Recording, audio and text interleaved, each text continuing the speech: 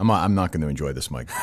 You seem uncomfortable Matt already. seems like a very nice guy. I think it's probably time for him to leave, though. Well, the chemistry's off a little bit, but Well, I don't. Now my goddamn fucking thing isn't working. Oh, jeez. There's a funeral outside. There's a lot. I feel bad for Steve. He's missing a funeral. Right. That would be a big day here. Well, yeah. I mean, I'm driving through and I see memories of Steve all the way. It's like the Naked Gun when Frank Drebin looks outside. Yeah. It reminds me of him. You don't remember how much you would miss him. Yeah. I mean, there's a funeral going on. I walked by. There was an elderly Russian couple holding hands. Yes. I saw somebody, beheading a deer. How'd you know they were Russian, though? How could you tell they were Russian? See, I mean, this is going to be an issue, right? I didn't know. When he spoke, I was like, ooh, this is... It's not even his fault. It's not even his fault. You're walking into a marriage. I can't help it. I'm going to talk. I can't help it. Okay, well, if I tell you to shut up, you won't talk, correct? It's your show. I'll do whatever you want. I walk in. First of all, I walk upstairs. Yeah. The fucking door is locked. Right. And I like to feel safe. When Steve's not here. We have Simply Safe. We're fine. The fucking door is locked, which has never happened. No. So I ring the doorbell, which I didn't know we had. I'm knocking on the door of the place I'm paying for my show. If Johnny Carson did that, and then and then Matt walks in. Yeah. And right away with the jokes. What did he say? He's like, I said hello. I said good morning, Mr. Manahan. That wasn't a joke. That was sincere. Okay, he says that first of all, and then secondly, I hate this fucking guy. I can't even help it. He's a very nice guy. We're off to a great start. And I said, did you lock the door? He said, not me. And he said, did Mike do it? He's like, I don't know. He's like, I don't even know how to lock a door. I'm like, don't. That door. I didn't know how to lock that door. It's a fucking door, man. Whatever. It's not a door, Matt. It's a door. Oh, Jesus. You know what? He's on my side of the street. I like this guy. He's got Steve's sense of humor. I'll give him that. Yeah. I mean, Matt, it's a go try. It's a fucking door. It's a thing. You lock it. Can you go out and show me? I'll come with you. We'll field trip to the door. You can show me how it's done. I'll lock it and I'll kick you the fuck out and you can go away wherever the hell you came from. New Hampshire. Jesus, you drove here from New Hampshire? No, I was staying in Watertown last night. But I live in New Hampshire. You know that. You know that. Come on. Do I know that? Yeah. You know that. How do I know that? Our talks. I mean, I'm sure you told me this before, but I don't know that. It wasn't me. Steve mentioned it. You called me some asshole from New Hampshire. Okay. Oh, who can forget that? I can't forget it. Memorable exchange. Yeah, he might have just thrown that out there. Can we just call people for 2 hours and shit all over Matt today? Yes. I made sure it seems much easier. I make sure he didn't have numbers. I'd fight back if you want to do that. I'll fight him back. Wow, you're a rebel. I am. He's one of a kind. My favorite. Why am I? I mean, what the fuck is wrong? The only part of the interaction I was here for was then every day. Like, I know this. There's no way Matt would know. This is not his fault. You come in and say, "Are you ready?" And Steve usually goes, "Yep." And then we start. And you go, "Are you ready?" And Matt goes, "Oh yeah, we can roll whenever you like." and you go, "I'm sorry." I thought that meant it was time for small talk. It was not your fault. And then Matt said, "So we can go whenever." I started, and I was like, "Well, it seems like we're about to go then, right? It doesn't seem that complicated." Yeah, that means we're about to roll. I just said it's not your fault twice. I can't see your face either. Forget it. Is that better? No, it's not. He's on a very uncomfortable stool. Steve's setup is really weird back here for me. I believe that. Yeah, I mean he's a giant. Number one. What did Matt tell me? He's got a knife back there. He's got a knife. He's got toilet paper. He's got all sorts of stuff to survive. Sounds about right. He's got canned food for 3 weeks. In case he can't make it to the bathroom. What is that? That's true, by the way. There is a bucket back there. He must have stopped like 9 times last night. I didn't think about that, yeah. And that was just 2 hours to Portland. I know, he's just on his way. So, I mean, I think that's where we kind of have to start. Well, first of all, Matt's here. Yes. You guys all know him. That's obvious. He's Making his presence known. I'll be curious to see what the Minifans think of him. I think it'll be good. I hate him. Already. You hate him already? Well, then you know what they're going to say. He's just a very on guy. He's a very happy guy. Yeah. Although there's some darkness if you write songs that he writes. Of course, yeah. But you seem like a personable, talkative person. Yeah, I know which I hate. You're personable on air, though. It's the same thing. No, it's not. You don't think so? No, because you talk off the air. I had one exchange. All I said was hello. Mike, did you think I would assume I was going to speak at all? I tried my best. He goes, you locked the door, Mike. I know. He goes, "Do you want me to get it?" And I go, "No." And I'm tangled in my headphones. I'm like, "No, I'll get it." Rushing to get to the door. It would have taken him 4 hours. Save I don't think I've ever spoke to Mike ever off the air. No. I don't think we've ever had a word exchange between us. That's the fucked up thing that I noticed when I was here 2 weeks ago is that you really literally do not talk at all off air. None of you talk. What are we going to talk? I love Mike. But what am I going to talk? We talk for 2 hours every day. Yeah. If something's going on, I'll give him a call. But like, he doesn't want to talk to me. I like to think that could be his dad. I'm fucking an old man. He's got his own young hip life. He doesn't have a dad though. You're a father figure. He has 2 dads. Nah. Isn't he the third? I like to say most things between us go unspoken. You know, that's kind of our relationship. I don't think so. If there's something that come up, we talk about it. Sure. Well, and what's your experience with? I mean, is that unusual? I walk in, I plug my headphones in. First of all, my ear. You were there the other day when I said to Steve, we're ready to go. I didn't have headphones on, so I had no idea what was happening. It wasn't until 10 minutes in where Steve, I was like, I'm holding my headphones in my hand, saying, "Hey, can you plug this shit in, man? Please. I'd love to hear what's going on. I have no idea what's happening." So that was your big takeaway, is how weird it was. It was weird. Why? What do you expect? Well, first of all, Mike, what's up? How you doing, buddy? I'm trying to How's think. It going? Did you have a good night's sleep? That might be why What'd you have for breakfast? That might be why I made it. Why I'm still here, because I didn't. The first time I came in, I sat down. I didn't want to say a word to you. We didn't speak, and then I talked on air, and then I didn't speak to you off the air after the show. That's because you're antisocial, Mike. Right, exactly. But He's also afraid, which is wonderful. That's why I made it. Yeah, I'm That's right. terrified. Well, I used to say all the time on my old show with EI, we'd have a rotating third person in all the time. It might have been Gary Tanguay or Mike Manansky or Trendy or whomever. And for me, the quality of the talent was far less important to how much they talked or didn't talk when the show was over. So I would have been great then, because I would have been even more nervous. Perfect. It was honestly Tanguay's greatest quality is he would just leave. Yeah. Or talk during the breaks. You know, somebody like Trendy would want to talk, or Alex would want to talk. Mother understood. I was friends with them anyway. But you know, we'd have people come in and they'd start talking. They'd be like, "What time do you get up?" "Gee, sir, how about this or that?" And you'd be like, after the show, we'd go into our office, and some people like Pete Shepard, God love him. This guy used to be on the EI forever. He's now in Florida. I love him, but he'd come in to follow you in and talk and hang out. And you'd be like, "Get the fuck out of here." I don't want to talk to. I want to talk to anybody. Now it'll be interesting with DEC tomorrow. He knows. He knows. You think he knows? He knows. I love him. I'm glad he's coming here. But Well, he'll know now. What is his role? I can set him up with a mic if you want to talk to him. He seems Like, what's he going to do for you tomorrow? Nothing. I mean, I'm fine doing. He could be on the whatever. soundboard. What's he hang? He doesn't know how to use the stuff though, so I wouldn't want to. What is his? That. What does he bring to the table? Don't have him. I guess You the don't want to have logic him here? is No, of course not. Why would I want him in this booth, hanging out next to me? this will be Why would I want that? big rivalry. It's going to be uncomfortable for you. I'm not. I love uncomfortable. We can do uncomfortable all day. I'm fine with that. What do you want? What the fuck? I don't want anything. Jesus, you just said I'm you here don't to want help. You just said you don't want him here. Well, I don't care if he's here. How's that? Maybe he'll talk to me though. There is. So this is. Oh, he'll be here. Yeah, I want him here. Interesting in the sense that what Steve said is it's kind of a way for DEC to shadow in case he ever has to run the board. That could happen. It almost seems like Steve is building Exit up plan? a stable. Yeah, It an exit happen. strategy. Well, could happen. yeah. All I know is I have 2 messages from Erica Nardini at 8:06 in the morning. Wow. That can't be good. I told her I was No. coming. Okay. Anyway, It's nice to not be the guy bombing for once. the show's young.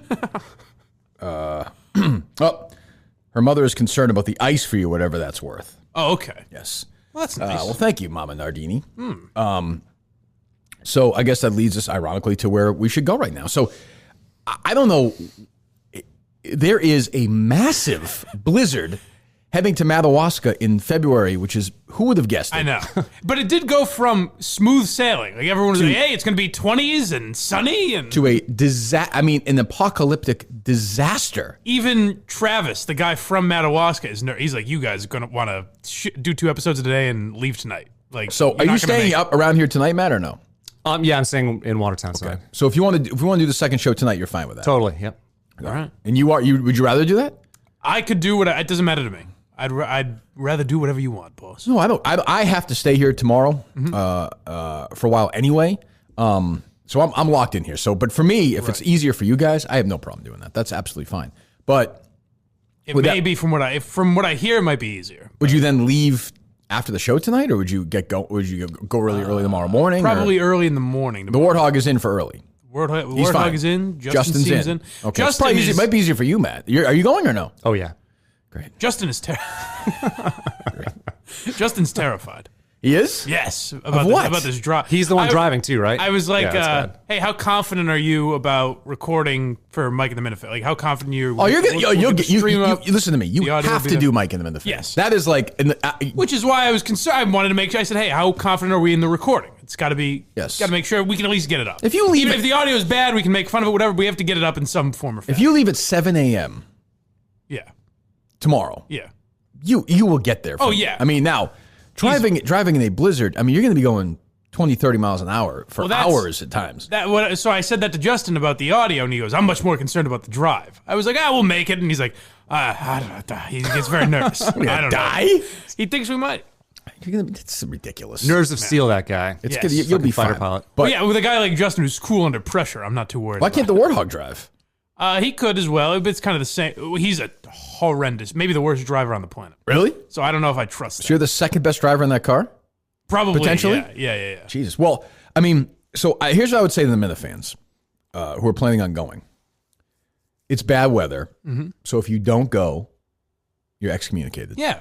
You're out. What the fuck were you expecting? You're gone. It's Madawaska. We planned this. We said the weather was going to be terrible. You can't be flexible. We're going to lose some people. Now, if you don't want to go, that's perfectly fine. That's up to you.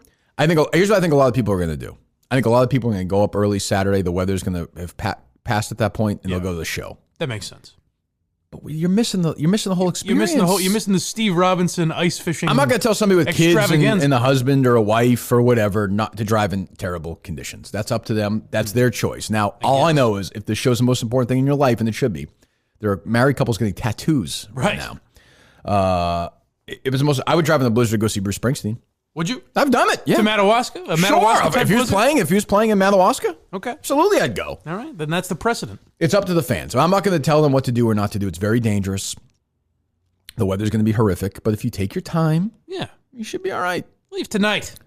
Well, I mean, you have to. I guess. I mean, I don't know where you start. I don't know what. Have you talked to any of these fans? Is there any playbook what they're doing? Or no, it seems like kind of business as usual. Everyone's planning on leaving tomorrow morning. Some are leaving tonight. Yeah, some have already left. I know. I did facilitate a trade. This is the only way I'll help people is if there's an even trade involved. Go ahead. Where someone reaches out to me and says, "Hey, I want tickets." Someone else reaches out and says, "Hey, I got 2 tickets to give away." I say, "Bing, bang, boom." Well, you're good. Oh, okay. Other than that, are there people right now trying to get tickets even in this weather? Someone messaged me this morning. Hey, if there's any tickets available, let me know. People are crazy, man. They're fucking crazy for the show. So as much as people might be afraid to go up there, there's people that'll take your place. You know, as a podcast host, Matt, you know what that loyalty's like. Totally do. Yeah, I mean, me and my 400 downloads. Got experience. People, what's this podcast you do?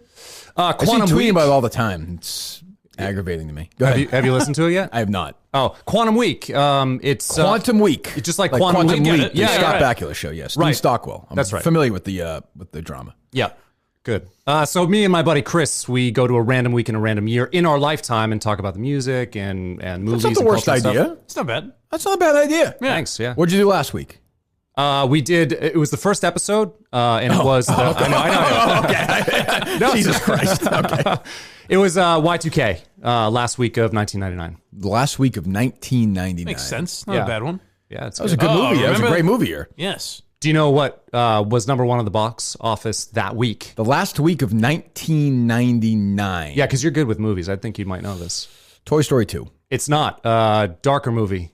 You want a couple more guesses? Talented Mr. Ripley. That's exactly right. Damn, I thought we could do this for 2 more hours. That made like 170 million in the box office too. It's crazy. That something like that would make that much well, money. he had a huge movie star at the time. I mean, true. It was a big movie. But it's a very artistic Your film. good friend Harvey Weinstein produced it. Yes. He's not my friend. Oh, he's a Mike's friend of mine. Yes, he's a friend of yours. Right. Apparently, no penis either, it sounds like. That's a very strange story. I don't even understand that. I don't get it. But of course, then everyone's like shaming the guy for that. I'm like, well, wait a minute. What are we doing here? Where are we in 2020? You can shame him because he's a rapist. Oh, okay. You can body shame. Right. I mean, it's... Which makes sense, I guess. I guess, but how does that... doesn't have a penis? Apparently it's inverted or it's just so... But wouldn't that have been seen... I understand... I think what it really comes down to is proportional. Like, he's so fat... He has a little penis? And he's got such a... Proportionally, it just seems uncovered. And maybe his body's so shitty. Do you think if Harvey Weinstein looked like Ryan Gosling, that he would do the crimes he did? Uh... Because it seems like that the real, like the prolific ones, Cosby, Weinstein, Moonves, these guys are all creepy looking. Now, Matt Lauer's a good looking guy, but I mean... Well, it's tough to say. So, basically what you're asking is, would he have grown up the same? Does it change which he you? wouldn't have, of course. Does it change you? If Harvey Weinstein Yes. looked like, whatever, pick your guy. Because Ryan Gosling never had that thing where he was called ugly. I'm sure he was shit on forever. Harvey Yeah. Weinstein's a kid. Harvey Weinstein, He's yeah. gross. I mean, he's a hideous human being. And that's why it becomes a power thing. Like, now he can get back at all the people that bullied him. Yeah, or is it simply power? Like, if Harvey Weinstein was great looking and had this power, would he still do the same thing? I think it goes hand in hand. I think he wants that power so desperately because he was made fun of and beaten up in middle school or whatever. Like, don't you think that's part of Louis C.K. is, I mean, if he looked like, whoever. Probably. He probably wouldn't even be a comedian. Well, that's for sure, yes. I mean, I happen to be the rare, great-looking guy who's blessed with comedic wit and timing. Yes. But that's a very rare thing. Like, how many good-looking male... Dane Cook is not funny. But even, no, he's not funny. He's not, but, Ripping people off, but... Yeah, he is a thief. He is a total thief. They did do a great episode, oddly, a great episode of Louis. He was a good episode. He explains it, and I can kind of understand that. I can understand both I give him credit sides. for doing that. I just don't like, I don't like energy comics like that, though. Yeah, it's a lot of movement. I like slow... noises. I like, take it easy. We're not in a big fucking rush here. Yeah. I loved Dane Cook when I was a kid, and then I can't go back and re-listen. Like, I don't find he still it funny sell out? now. Like... Would he play, where's he play now? No stadiums anymore. That's I know that, but I mean, does he I'm play, trying to think would he come to the, I'm thinking if he comes to Boston, would he come to the Wilbur or Laugh Boston? He's not that low in his career, is he? He's not going to play the Go to Wilbur, the is he? Wilbur, He's not there, is he? I could see him playing the Wilbur. Where's Quantum Week having their live? You guys at the Wilbur? I did not see you on the Wilbur. I think we're the week after you. At the I would love that. Oh, good. Do March 2002! Coming up. Now, so I take it you don't do, I guess you couldn't do this particular because then you run out after a year. This particular what? I'm saying like you don't do this week in history. You know what I'm saying? What are you talking? No, I don't know what you're saying. No, we do a random week and a random year. This week he would do, February matching 3rd the week of the 18, whatever. Well, you would never run out at that point. No, you wouldn't. But it has to be in our lifetime, so we'd only have. Oh, in your lifetime, right? Okay. Yeah. Why does it have to be in your lifetime? That was what happened but with Quan Lee. Oh, okay. Yeah. Remember the Quan Lee episode with the JFK assassination? No. Oh, all right. Jesus Christ, a great episode. Did you ever watch the show? Yeah, I did, but I was pretty young at that time. Well, I mean, you could. You based a podcast off it. I don't even understand what the fuck you're talking about. What do you mean? Why'd you base a podcast off? It was my buddy Chris's idea. I thought it was good. What's the next one? It is 2011, the third week of September. Why? Why is that? Random. How do you pick it? I had my wife use a random number generator, and she picked it. Did you really? Yeah. Okay. What if it's a total shit week? She's unbiased. It was. I like that if he used a number generator, he wouldn't trust himself. Chris can't use it either. He's like, sweetheart, just log on to this for me. I don't trust myself. I can't. I'm too involved. People are gonna really. I'm gonna want to do August 2002. Everyone's gonna be like, oh, Matt did 2006 again. Like, oh, great, that's his big year. Yeah. Yep. Well, I'm gonna give it a listen. Thank you. I appreciate that. Why not? I don't know. You hosted, I'm sure. Me and my buddy Chris. Yeah. Well, no, who's the host? We both host together. We co-host this motherfucker. Okay. Yeah. Okay. Like wacky jokes and. He is really quick. He's got an improv background, so it's good repartee. You'll love it. I'm out. Repartee like and improv is that's death. That's you. No, it's not. Yeah, you're an improver. Somebody asked me the other day, like, is your who asked me this? I ran into somebody I went to high school with. He said, like, is most of your shows, a lot of your shows scripted? I'm like, yeah, I sit down and write a 4-hour script. I like when people try to act like they're inside, like they're like, listen, I know a lot of it's bullshit, but let me I've been hearing that for a long this time. fight between Kirk and Steve, was that real? And I'm like, it's all pretty much real. Like, there might be some stuff that's exaggerated. Like the day we called everyone with Steve, by the end of the show, you weren't that mad at him. No, I wasn't mad at all after like an hour. Right. But I enjoyed the fact that he was mad. Exactly. So there's some stuff where it's a little exaggerated, but pretty much everything comes from realness. Oh, I get that. Yeah, I've been getting that for years, ever since the old show. So I was like, how much of it is real? Yeah. I don't know, 46, whatever you want. It's all fake. We all make it. It's all fucking made up. I love the Globe and fucking, like, what made up? What are you talking about? Or just the idea, like, it wouldn't sound good if you were like, hey, Mike, I'm going to say something, just get really sad, cry about it. You know what I mean? It was just get so real weird. broken up about it. It'd be so bizarre. I don't know.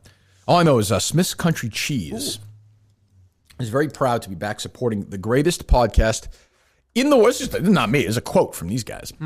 Very proud to be back supporting the greatest podcast in the world with the most loyal fan base. I don't even think that at this point can be arguable. I mean, you're going to see Saturday night. Well, Sunday, I don't think it'll be arguable. What do you mean? We'll see how they perform, and then Sunday night we'll assess. But there's going to be a picture Saturday night of everyone there, and people are going to say, these people drove through a blizzard to watch this show. I mean, this is the most insane. When you say Matt, I mean, you're part of it. Absolutely. That place is going to be packed, too. You think so? Yeah, it'll be awesome. But not just drove through a blizzard like if you're in Watertown going to Boston. This is some driving 10 hours, some flying in I from got North a bunch Carolina. of tweets of people flying. Yeah. That's insane to me. These people are crazy. And remember, document your trip, folks. Yeah, they doing The further that? you come, the more you should document. I Who hope are so. you? Who are you driving with, Maddie? It's just me. I was going to have a buddy come with me, but doesn't have a passport. I'm staying in Canada. Couldn't find a place to stay around. You're staying in Madawaska. Edmonton? Yeah, I am. Which hotel? Just next room over to you. Oh Christ! Yeah. I figured, we could chat a little Boss, bit. you need anything? I still got that recording I equipment. don't really. I don't. Mr. Minahan? No, we're not staying in the same place. Oh, we're not. No. Okay. I wouldn't do that to you. Thank you. You got it. The official cheeses of Podcast Jesus, by the way, located in Winchton, Massachusetts. All cheeses made by hand on their family dairy farm, consisting of 200 cows. You might be saying, you gotta be kidding about that. Okay. I just looked Brie up- is a good one we I just haven't looked up used. cheese puns on my phone. Oh, okay. It's not as I had to do it. It takes away from it a little, I feel like. Why did the Parmesan swipe left on the cheddar? I mean, no Gouda seems like the obvious one, but I don't know. His pickup line was too cheesy. Okay. That's Yeah. good. See what I mean? Yeah. That's all not right. good at all. What are you talking about? That is not good. It's How do you good know for it's our getting purposes. kind of serious with a cheese lover? How do you know it's getting kind of serious with a cheese lover? She turns into a monster. Oh, that's good. Why would it be serious at that? I don't know. Again, good. I'm using good very loosely, but They tell you they are pretty fondue you. I don't even get it. Fondue. Fond. Oh, fond. Ooh, fond of you. I see. Call him in the fan, Matt. Do you have the ability to do that or no? Yeah. Hold on a I second. warned you. Steve didn't leave him with the master list of He numbers. didn't? No, but I made sure he had some. Jesus. Huh. This is an easy one. What did one cheddar cheese say to the other cheddar cheese at prom? What? I don't know. Looking sharp. Oh, okay. Come on, Mike. What the fuck? Call somebody else. Ready? If you're not gonna go toe to toe with me here, Play I'm along. gonna find somebody else who can do it. I'm sorry. Yeah. Brought to you by Smith's Country Cheese. Yes, our great friends at Smith's Country Cheese. This is Chris. What does a real cheese freak say when they come to your door? A cheese freak? What do they say? When they come to your door. Well, my wife loves cheese, so she'd probably say, hello, I'm home. No, that's. You've been knocked out. See you later. Goodbye. Beat it. Not, See you later. The answer is I'd like to talk to you about cheeses. Okay. That's not bad. That is not bad. It is bad in the sense that Jesus is not a person. Well, it's these are cheese jokes. I get it, but Who is a cheese person that you know? Name a cheese person. Exactly. Shut the fuck up. All right. Just shut up. He's for a minute, regulating. would you please? Good God. Just trying to steer the car back on the road. Why? God damn. I don't know. I know what I'm doing. Trust You're me. right. You're right. All right. This Valentine's Day, we have some great offerings. yes. Alongside our other gift boxes that will make your evening special. Whether spending the day alone listening to the podcast or spending the evening with a special loved one, Smith's Country Cheese has you covered. Cheese, wine, chocolate, etc. And here you go. Here's a big one. Pay attention to this. We mentioned yesterday. For those who want to attend the show at the Wilbur, when you order a gift box using the code KIRK, K-I-R-K, you'll receive 10% off your order. But also, for each gift box order, you'll be entered into a blind draw for 2 tickets to the Wilbur show. You order 10 gift boxes, your name will be entered 10 times, 20 times, 50, 100. You buy 100 of these things, you're probably going to the Wilbur show. 2 tickets. And if you do that exclusive meet and greet with me, picture, and I'll throw in, a little backstage tour as well. Oh my God! What That's a what value! you get. That's what we're doing. What a value! Well, we love Smith's Country Cheese. Go to smithscountrycheese.com, click on the shop tab to order your gift boxes right now and enter that contest for the Wilbur. Order online using code KIRK, K-I-R-K, for 10% all gift boxes. Our great friends at Smith's Country Cheese. I want to stock up for the ride up too What's that? on cheese. I might want to stock up for the ride on cheese because we could be in a ditch somewhere. Oh, Need to survive. Definitely. You can live off those cheeses forever. It's true. Yeah, so let's see, where are we going to start today? Any other Madawaska thoughts, Mike? Before I do we have a move quick Wilbur question, on? Oh, sure. as okay. people asked me, just because I think it's good to know. Because tickets go on sale Tuesday, right? Tickets go on sale Tuesday, I believe, 11 a.m. That's what I was going to ask. A bunch of people said what time so they can be ready. So 11 a.m. I believe it's 11 a.m. We'll firm that up. We'll definitely announce that Monday Okay, excellent. and this weekend, I suppose. We'll have some information on that. All right. People were very nervous because they want to be the first. They want to be the first. Well, Matt, and they you'll wanna be make sure they performing at don't the sell out. Wilbur. Absolutely. Yeah. Wow. Are you nervous about that? No. You performed in front of a crowd that big before? 10,000 people. Where? Really? Sang the anthem for a few football games. Really? Yeah. Where? You seem like I hate people who sing national anthems. Well, he seems like that kind of guy. You're going to hate everything I say. Everything I say, you're going to say It's that. true. I don't like Right. him. He seems like a nice guy. I don't. No, he's a very nice guy. I just happen not to like him. okay. Which games were these? University of New Hampshire a few times, and both actually basketball and football I did. Wow. You get 10,000 people for those? Yeah. But it's a little different. This will It's be a not. different atmosphere. That's alone, no band, no nothing, a cappella. Yeah, but nobody cared. Oh, people stood up and cheered. I mean, nobody. They went wild. Do you know how much I got laid for doing the anthem? Like left and right. Yes, nobody cares about the national anthem. This is going to be the pressure's going to be on. It's going to be amazing. It'll be fun for me. Good. Yeah, You- let's you- support. That's Matt's what not the show's telling you about. performed the national anthem in 1932. It was a big deal. The national anthem.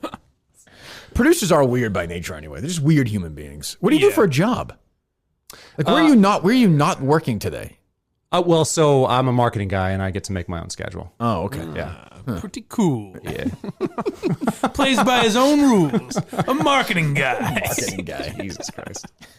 Anyway, Just hanging around. Don't worry. Don't worry by the about way, my no- schedule. not at all surprised, and we'll get to it again later maybe. But just to go over it quickly, I tweeted out a couple yesterday. It's funny. There were so many of these. Like get to know the newest players in the trade stories. Nesson Yes. did one, didn't mention I it. saw you tweet out a couple. The Globe did one, didn't mention it. Did they miss any information? I don't understand. What did they I put just in? have the Herald here, for instance. Who are Alex Verdugo and Broodstar? I don't even know how to pronounce his last name. You know the other guy? No. Oh, I forget it too. I know. Garrett Toll or something. Something like Of course, that. Jerry yesterday, I heard it. Somebody sent me a link. It's a weird pronunciation too. It's not what you'd... Jerry's like, yeah, the Red Sox traded Mookie Betts for Verdugo and Geritol. I bet you're gonna hear that line 3 more times today on the Jerry Callahan show. So get to know these players. Verdugo turns 24 in May. The next Red Sox found a logical place for Betts. They go through all the stats. He's considered one of the best pure hitting prospects in baseball. The biggest question surrounding Verdugo may be his focus and effort.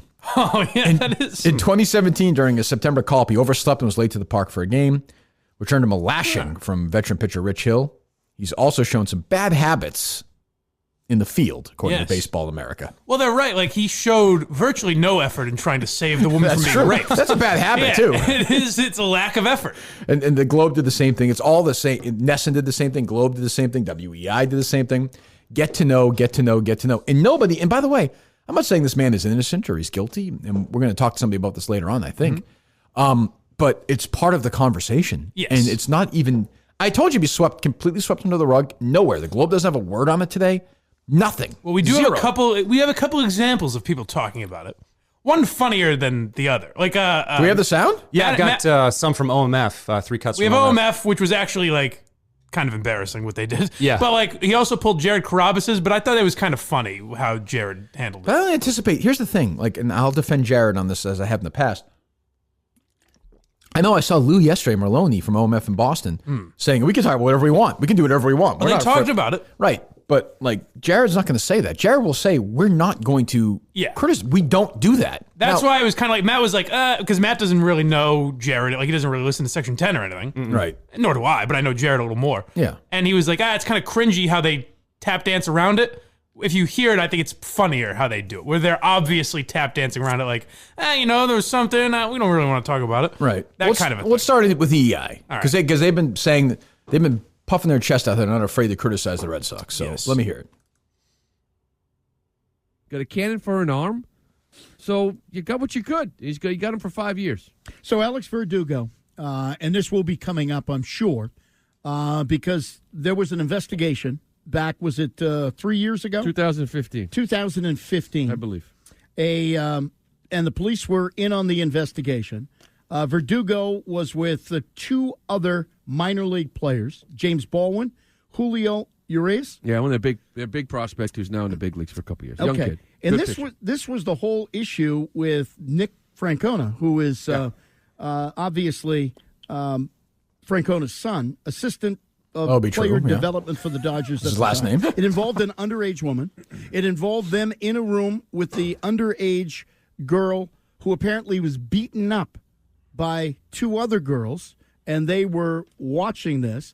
and then it later proceeded. So here's where you're about to hear, and I'm curious your opinion, where it's kind of like a, well, he was there, but like, what's he gonna do, kind of a thing. So that's Ordway just explaining it, but the second cut, Lou takes over. His name popped up in this investigation because he was there. Nobody accused him of doing anything beyond that, correct? That's what I'm reading into the story. Hold on. Yeah. Glenn, my good friend, Glenn Ordway of many years, who has been nothing but wonderful and kind and a mentor to me for seems like a nice man. When I was a nobody. I still remember I was a nobody doing weekends, and Glenn was doing the afternoon show before they fired him the first time. Mm-hmm. And I was going up to my car after doing something. I was there for an EI.com meeting. And Glenn show was going down to do his show. It was like the afternoon, like 1 o'clock or something. Yep. He's like, hey, you're doing a great job. He's like, I think you're really good. And, if you ever need anything, let me know. Yeah. I'm here for you. Like, I think I like what you're doing. Nobody else is really doing that. And he was, at the time, Felger started to beat him in the ratings in the afternoon in Boston, but he was still the biggest figure in Boston radio at that point. Mm-hmm. Like, he was a legend. And I thought, well, there were people way below him who would shit all over me. Yeah. So I'll always be, we've had our ups and downs, but I'll always be loyal to him. Yes. That being said, that is, of course, spectacularly odd. And by the way, I don't even think that's a Red Sox pressure thing. Yeah. Like, because they're talking about, that's like saying, that'd be like saying if, I went into a hotel room and two 17-year-old girls are beating the shit out of each other and I didn't do anything. What are you going to do? I didn't do anything. And what would you do? It's like what can you do in that? There's a movie, The Accused. Okay, Jodie Foster won the Oscar for this movie, The Accused. Yeah. She plays a woman named Sarah Tobias, I think, and it's based on a true life story, though there's liberties taken, where she is drunk, drinking at a bar, and these guys rape her on a ping pong table. Yeah. And they prosecute the people who watched it. Right. Because they didn't stop it. Right. And they didn't report it. Yeah. That's the other thing. He didn't report anything to the police. And regardless of anything else that happened, he was getting an underage girl drunk. I mean, just that alone. True, although I don't know how old he was. He was over 18. Was he? Okay. Yeah. Well, the other thing... he was under 21, though. I can't... So he would be underage also. But still, she's a child at that point. She's a child. Yes. What I want to know is, the picture that's painted is that he's watching or maybe even filming. Well, almost make it seem like he's definitely the case. Well, just make it seem like it's like a sporting event. He's just watching it. Like, what can he do? He's eating popcorn. This clip gets worse. It gets worse. Yeah. All right. Okay. You ready? Anything beyond that, correct? That's what I'm reading into the story. They all got drunk. They went out, as you said. This one girl apparently was beat up by the other two girls. One of the guys one of the players, they didn't say who, videotaped this beating or whatever. Yes. Now, apparently the girl explained it, said she'd been drinking a lot, she felt ill, and she rested on one of the beds. This kid James Baldwin, was the one that approached her and began fondling her and putting his hands all over the place. Wasn't consensual, she told them. She was passing out during the act. And he gave up trying when the rest of the group re-entered the room. So he was one of the three individuals. He wasn't the guy that she accused of, so he just happens to walk into the room, has no idea what's going on. See, that's where I was... Christian, come on. It's a bold assumption. So he's an 18-year-old kid. Yeah. He's a kid. And they're all, drinking, which underage, whatever. Yeah, well, horseplay. In a room, and this one guy, and she accused the other guy. So he's guilty of put himself in a bad spot. Well, it's true. I mean, yes, for starters. But if the picture he's painting is true, then I have some sympathy. If he just happened to walk in and doesn't know what's going on and then left. What if he's the one who videotaped them beating the shit out of these girls? Right, where they say they don't even know if that's the case or not. And, why is it he never went to the police? I mean, give me a break here. I agree. If he didn't rape her, he's not as guilty as Baldwin say. No, but what type of sociopath does it take to stand and watch someone getting assaulted without stopping them? It's weird, and he was not in the room for the sexual assault. It doesn't seem like that's the case. But even he was there when she was getting her ass kicked. I agree. No, I agree. It's weird. It's weird to blow over that. Like, hey, it's just a bunch of. It makes it sound like he's But Lou's friends with Gabe Kapler. Yes. So I think that's part of it too. He's covering for Kapler. That's what players do. And just players and what they do. He's a player. Yeah, this is their instinct, is to defend other players and stuff. And they talked about it.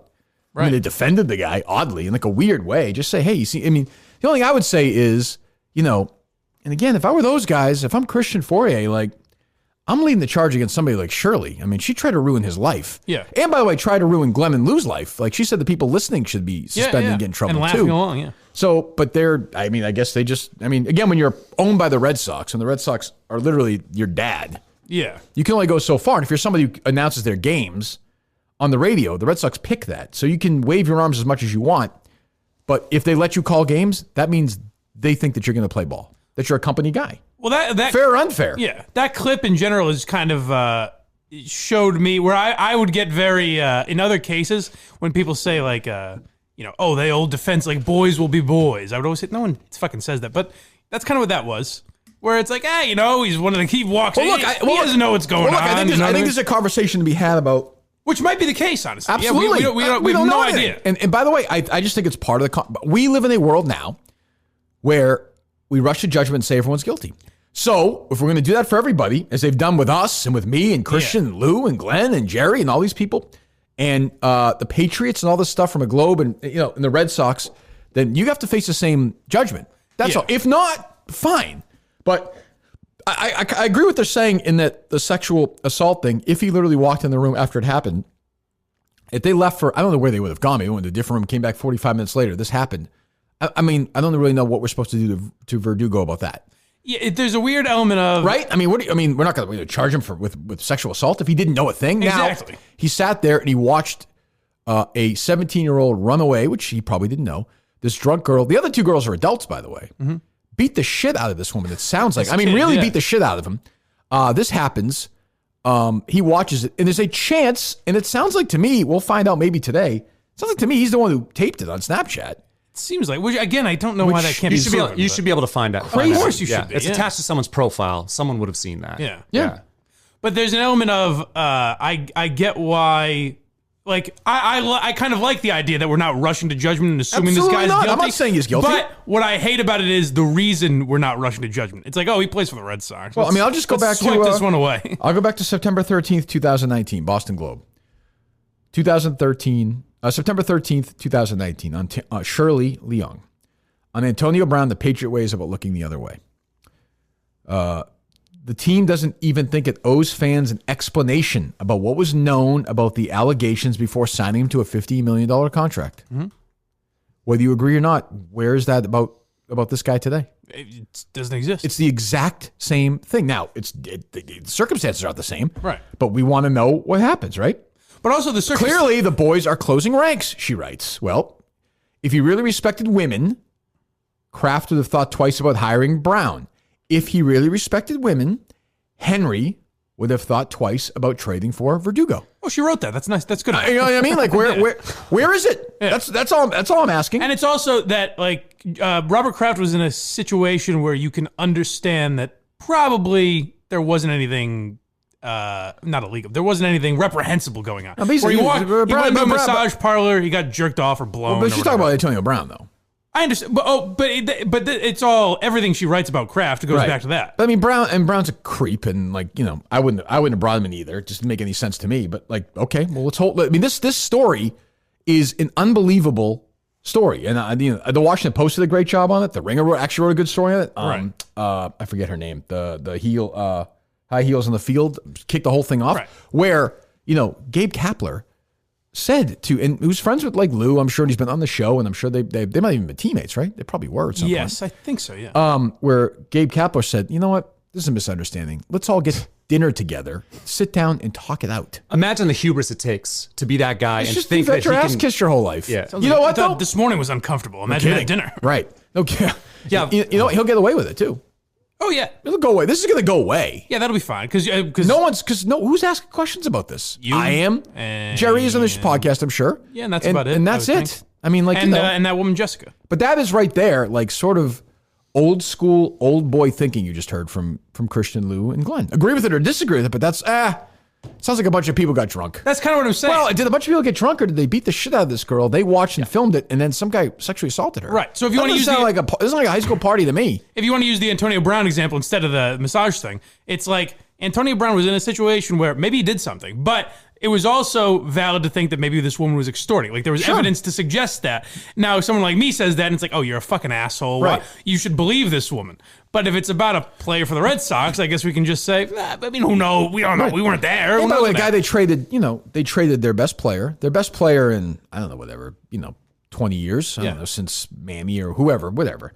They traded him. A guy with a pretty, you don't know anything about anybody, but there's never been a blemish on his name. No. He seems like a good guy. He stays out of the way. and they dumped him for salary purposes because they're now cheap, I guess. And they brought in this guy who sounds, by all accounts, even if this didn't happen, sounds like a fucking asshole. Yeah. Just a terrible And human being. mediocre play. Like, it doesn't seem like he has a lot of promise or It's anything. like, what are they, from an organizational standpoint, they have this disaster with Cora. They have Stephen Murphy. They don't have a manager. They don't have a manager, do they? No, not yet. They traded their best player, the most, Disastrous. And everybody hates them. That's the beauty of it. I couldn't be happier right now because everybody hates the Red Sox. And it's a great insight into just what terrible people they are. How have they not learned their lesson too about being burned from not doing background checks? I don't understand how They don't could just care. keep But going. how have they been burned? I mean, Yeah, because right. they had a pedophile in there. How do you not? You had a pedophile. But nothing happens to them. What's it? I guess nothing, You put the most work into that whole story? You. I guess. You wrote a song. I'm serious. Yeah. You did more. You put more time. Our show, maybe Jared, I don't know, his podcast, I suppose. Although he was friends with the guy. Right. They were good I buddies. don't know if you know that or not. No. Matt, he was friends with him. He was in the clubhouse. Oh, of course. Yes. Oh, well, yeah. I don't have them. I'm sorry. Yeah, we can go There home might now. be. I want that as a drop. No, So you don't have the drop. Something had to You give. don't have the drop capability? I can probably. That's okay. No, don't worry about it. You caught me. Steve sabotage. So, but that's how it works. And I know I talked about this yesterday. I'll talk about it tomorrow. Sorry if you're bored by it. But it's not a Boston story. It's a power story. This has been going on forever. This is what happens when people have power. They can make Stephen Murphy's story go away. They can make this girl's story go away. Yeah. Well, you say not a Boston. I mean, it's more of a Dodgers story than like the Dodgers. Oh, sure, it's a baseball story. Yeah. But I mean, it's power. It's just power. It's rich people being able to ruin people's lives and hide them, and arrogant people like Gabe Kapler, who they'll probably have the version of the Giants winter weekend this weekend, and they'll kiss his ass.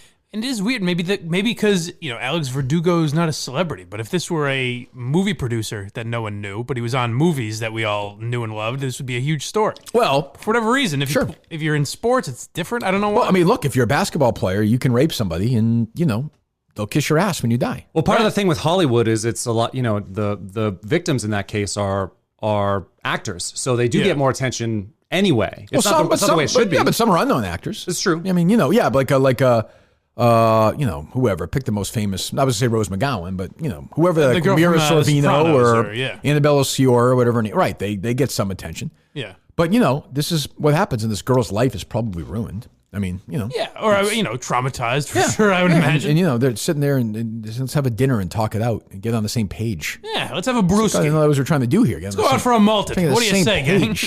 It's just unbelievable. So I don't know. I think we're going to talk to Nick Francona today, right? Yeah, 10 o'clock. That should be interesting. Yeah. I do have a third cut. I don't know if you want to listen to it or not, but From them? yeah, they just kind of talk about Nick a little bit and how that sort of Oh, happened. I don't know. Is it critical of him or no? No. Let me hear Jared. Nobody does the big stories like this, like Jared. Yeah, so Jared and Steve Peralt, really. And your friend Britt, I think. Who? The girl. Who's on that? Section 10. Your big rival, remember? No. Who? Remember she walked in and it was when you were in New York, Yeah. she walked Oh, in Section yes, 10. yes, It was very yes. icy for a minute. Yeah, It I was didn't really weird. understand. Yeah. Yeah, so the three of them are on, I guess. Ready? Well, who knows better than Steve Peralta about stuff like this? Let's be honest. Oh crap! Hold on one second. I'm sorry. That's fine. Yeah. No Coley Mick for this for whatever reason. Damn it. I really need to hear his thoughts on this I story. know, I would have liked it. That's what America wanted to hear. I don't know why it's not playing this file. I apologize. Oh, Matt. You don't have it? Sorry. That's all right. What did he say? It was actually kind of fun. So This will be better anyway. me doing Jared. Yeah. So basically, they go. Steve Peralt's like, if you want to look into it, there's some other stuff, and Jared's like, yeah. I mean, there's some other stuff. It's like, he was kind of a bad guy in the clubhouse. People said, right? And I think I got it. All right. Let me hear you. Damn it, Steve, you're doing real well. was doing a Mike. good job. You were. Go ahead. Bryn, you haven't said anything this podcast. I'd be Bryn. really interested to see what your initial reactions were to the trade. How does it make you feel? Just what are your thoughts? Great question. Didn't Verdugo oversleep and miss his alarm? There is a lot of, let it be known. Yeah, there's some character Energy flaws rocket with right Verdugo there. out there. If you sitting at home, wherever you are right send now, him an alarm. if you want, That's not really the problem, Bryn. There's some stuff Just- out there. Yeah, and you know what? You know what? It's not something that you're gonna embrace right away. No. Yeah, after a while you embrace it. It's not. Hold on. It's not one of those things like right away. It's like the first time I saw The Big Lebowski, I saw it in Woburn. The weekend it came out, I love the Coen brothers. And I have to admit, I didn't like it that much at first. Right. And it's grown on me over the years. Yes. It's not dissimilar to what Verdugo did in Arizona. Yeah. Like at first, you're like, oh my God, that's reprehensible. It's like a fine wine. He left the room. They beat the shit out of this girl. Then what did Baldwin do? But then a couple of years later, you think, oh, I never even. Yeah, talk to me in 2022. I never really. History has not treated that incident kind of like it's not been fair to it. That was a hoot. Now I'm thinking about that. I didn't realize that. That was pretty funny. Oh, they beat the shit out of her. Oh, now I see what happened. And he was filming it. She was a runaway. Yeah. Oh my God, that's you hilarious. You get it. Jesus. Chill, like bitch him on the clubhouse. And there was another story. Yeah, there's another story. Yep, not Section great. 10 podcast is brought to you by HelloFresh. I gotta get some HelloFresh. Absolutely. Is this girl? Is this girl on some sort of sleep medication or something? Does she have a cold? She's not the most energetic. Ringing. Now, why make fun? You guys patch things up in New York. HelloFresh. Need a sleep alarm. She seems like a nice girl. It seems like she's brain dead.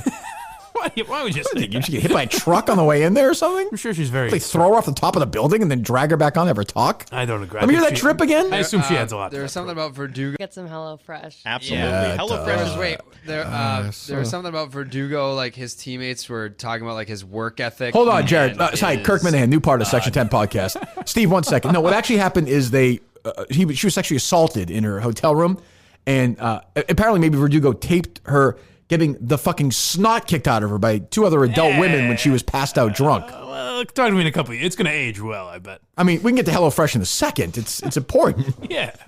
Nutrition, and that he missed like the last 2 months of the season from a back injury. Nope, that he that's hasn't not even what we're talking recovered about, from yet, so Jared. he's still, Nope. like, questionable for spring training. No. Like that's something. That's a thing. That's yes. HelloFresh's recipes are so delicious. There's also like another story going around out there. Pretty bad. It's not great. No, it's not. Hold on. It's not great. So Not great. for years, there was this rumor that Richard Gere, I don't know if you guys know the Richard Gere story or not. I believe so, yeah. Okay, that Stuck a hamster went up his asshole. Oh, yes. I do remember. So that didn't actually happen, but everybody knew about it. Right.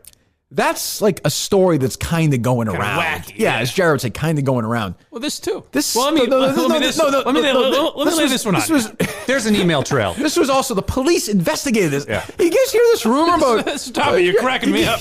Knock it off, you card. You guys hear this story that's going around? Stop it, you jester. What is he like?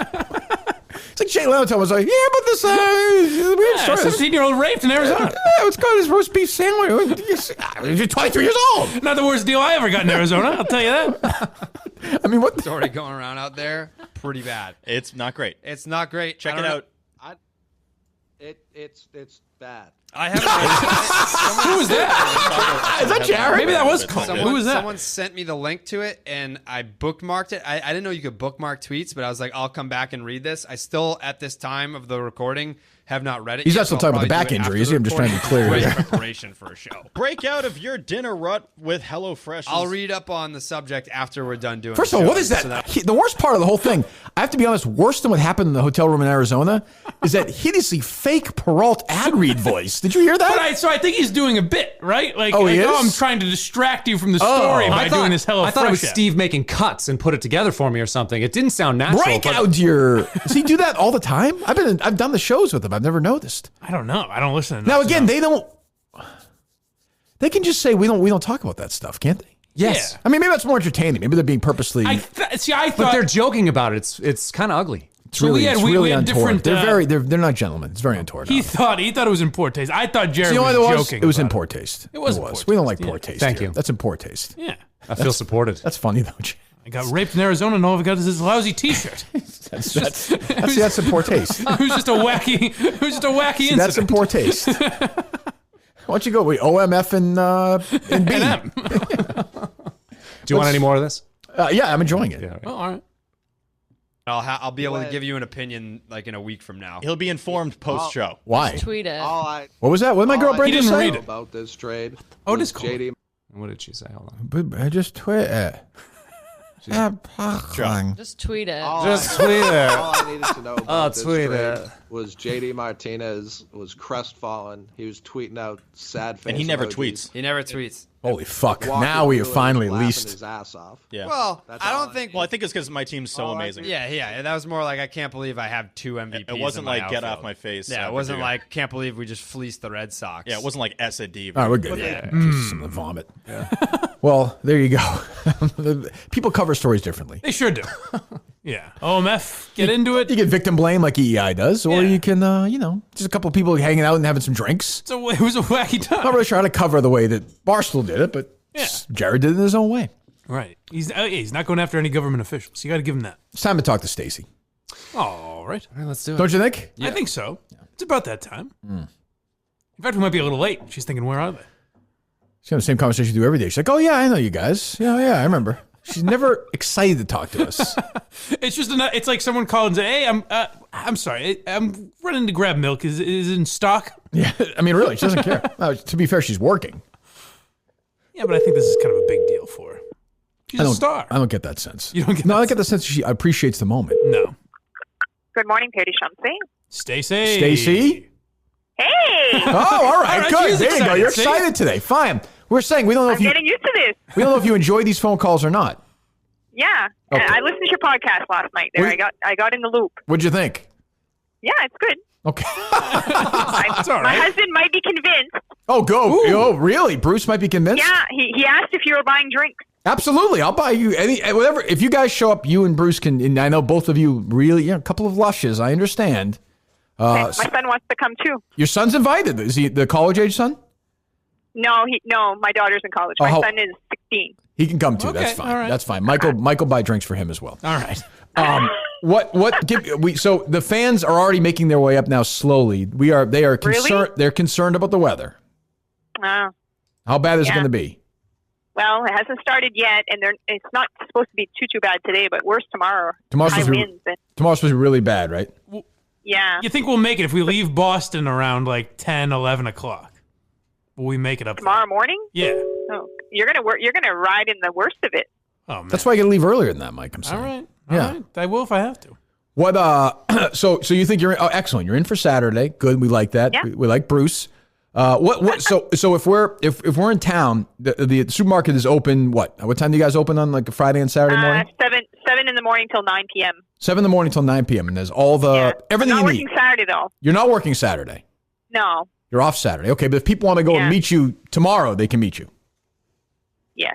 Okay. Are you okay about that? I mean, you are a. Oh yeah. You're becoming a star, You have- Stacey. I'm you not have- sure if you're aware. I know. Are you on Twitter, Stacey, or no? No. Okay. Facebook. Facebook. You have Twitter accounts have been made up with your name on it. People are pretending that. Yes, that's what happens. People are pretending they're you. You're getting parody accounts. Yes. What do you think of That's that? crazy. I don't know. I mean, the Fiddlehead Focus may write about you. That's how big a star you are at this point. Really? Yeah, it could happen. It could happen. So Okay. if they go in there, they get all your because people want to load up for the weekend. All your grocery needs you can take care of there. Yeah. So where's everybody staying? So I am staying over in Edmonston. Oh, really? Is that a problem? Do you think that's gonna be difficult getting back and forth or no? No. As long as you have your passport. I have my passport, but like, is it? Yeah, is- and my husband works at the border, so you gotta shoe in. Okay, I can say I know Bruce. So is it a long process? Like when I was little, my mom actually was born in Nova Scotia, so she was there. So we used to go visit her family all the time. Up in we'd do like the St. John the ferry crossing, and it would take a while to go through customs. Is that a long process up there? Or is it pretty quick? Oh no, the bridges just takes a few minutes. Unless there's a line, but it's fairly quick. I read about this bridge being in disrepair yesterday. Somebody sent me a story. Yeah, that was unnerving. Should I be worried about that or no? Yeah, no. They don't allow trucks anymore, like Okay. 18-wheelers and stuff. Nope, I won't be bringing that. But no, regular vehicles can cross, no problem. Okay. And I don't know. We're supposed to in the next 5 years get a new one, but Okay, well, we're going to make that happen. You do realize I'm getting the key to the town Saturday night. I told you that already, didn't I? really, Yes. Yeah, You know how it's a big you know deal. how many people have gotten the key to Madawaska in history? 0 until Saturday night. yeah, I've never heard of it. Well, it's because So it's is the never town happened. manager coming or Yes, he is. He's going to be there and present us. Who is that? Gary? Oh, Gary. You don't like Gary? No, Gary Picard. That's the town manager of Madawaska. We like him. Okay. He's not corrupt, I'm saying. He's okay? Yeah. Okay, well, I don't know. I'm just checking in. All right, fine. Did we already ask? What do you know about Richard Chandler, Stacey? Do you know Richard Chandler or no? Richard Chandler, never heard of that. Smart. Really? Good answer. Okay, good. Good answer. Good. You're on our side. Everybody knows everybody in this town, so he must be from this town. He lurks in the shadows. Okay, I respect that. What is that when somebody enters that makes that beeping sound? That's me. That's you? I'm working on it. What are you doing? It's just when I get messages there. Steve taught him to leave. So Stacey, our normal producer, Steve, is gone because he's heading up to Madawaska to prepare. So we have this fill-in producer, Matt, who's a complete idiot. He's a buffoon. Hasn't gone well so far. Yes, so it's not going well. We're struggling. But you'll be listening tonight. Have you subscribed to the podcast? No, I don't know. I just Stacey, found a website, and then I was able to watch it and listen to it. Okay. Do you listen to any other podcasts? Or what do you listen to? Do you listen to just music when you're up there? Or when you're in the car, what are you listening to? Like Spotify and stuff. Okay, good. Yeah, there you go. She's hip. See, Mike? Yeah. All right, we're gonna check. We're gonna check in tomorrow morning. You're gonna give us a full weather update, okay? Full weather update. Okay. Yes. Well, I got a map. I got a map of the state of Maine, and like as far north as us, it's staying up to 19 inches. I know this is not good. God. This is not good. It's gonna take forever. But you know what? These fans are gonna do it because they're insane, and they want to meet you. I mean, you can't let them down.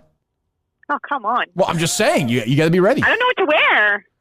I mean, that's up to you. I will say that it's going to be a very casual. Yes. I mean, when you laid see. back. No, I'm just kidding. Oh, she doesn't care. Okay, well, there you go. I'm just letting this go to my head for All a right, bit. Stacey. Well, enjoy the fame. But I would say that, when you meet the mostly gentlemen who are going to be there, you will be repulsed at how physically unattractive most of these men are. I will say they're not Really? They're not strapping men like Bruce, who Okay. What? What a handsome, chubby, bearded man. I picture Bruce as like a very kind of a jacked guy with a beard. Am I right? He's got a goatee, but And jacked, right? redhead. Is he big? Big He's fella? a redhead. Redhead. Yeah, he's pretty big. Okay. Okay. All right. Okay. Yeah. Good. Well, we're going to meet him. All right. Redhead going gray. So I'm there. I'm going gray myself. That happens. I'm 45 years old though. These things happen at this age. well, I'm 46. Are you going gray? Yeah. Do you dye your hair though? Color. Yeah. Yeah. Women, you have to do that though. Although, can I say something? May I say something for a moment, Stacey, before you get back to work? When a woman who's older cuts her hair short and it's sort of silver and she keeps it short and stylish, I don't think that's a bad look. You like that? I don't think it's a bad look. Yeah, I'm not ready for it yet, but it looks great on some people, but I'm not ready for it yet. Well, I'm sure you could pull it off. I have no doubt. I have no doubt. All right, I will talk to you tomorrow. You have a pleasant day, and we'll check in tomorrow, okay? So you're driving tomorrow, you're having your show in the morning, and then you're leaving? So we may tape it tonight, Stace, and then Mike and his crew may head up early. I have some stuff I have to do here tomorrow anyway, so I'll probably head up after that. But I'm not afraid. How come I found a poster online that you're going to be at Big Rick's tomorrow night? Oh, so Mike. Mike. Oh, excellent. Thank you, Stacey. But Stacey wants to. You can hang on as long as you want. Yeah. So Mike is doing. So within our show, Mike, who's my sidekick here, sort of the comedic idiot sidekick. All right. We don't Does need to add that. does a show on YouTube where with a bunch of other fans of the show where they talk about stuff from the week before, and they're doing it live from Big Rick's. Is big thumbs up? Does Stacey? We like Big Rick's. Oh, yeah. All right. Who's Rick? Huh? Who is Rick? Rick is Rick Naddle. Okay, he's okay. Everybody calls him Big Rick. He's a big Big guy. guy. Okay. It seems like a nice place. There's gonna be music there, right, Mike? Yeah, beforehand, there's live music, I guess. Now in a town like Madawaska, if it's gonna snow 20 inches, Big Rick's is gonna be open though, right? Should be, yeah. All right. Yeah, hardly anything ever closes down. Like it's.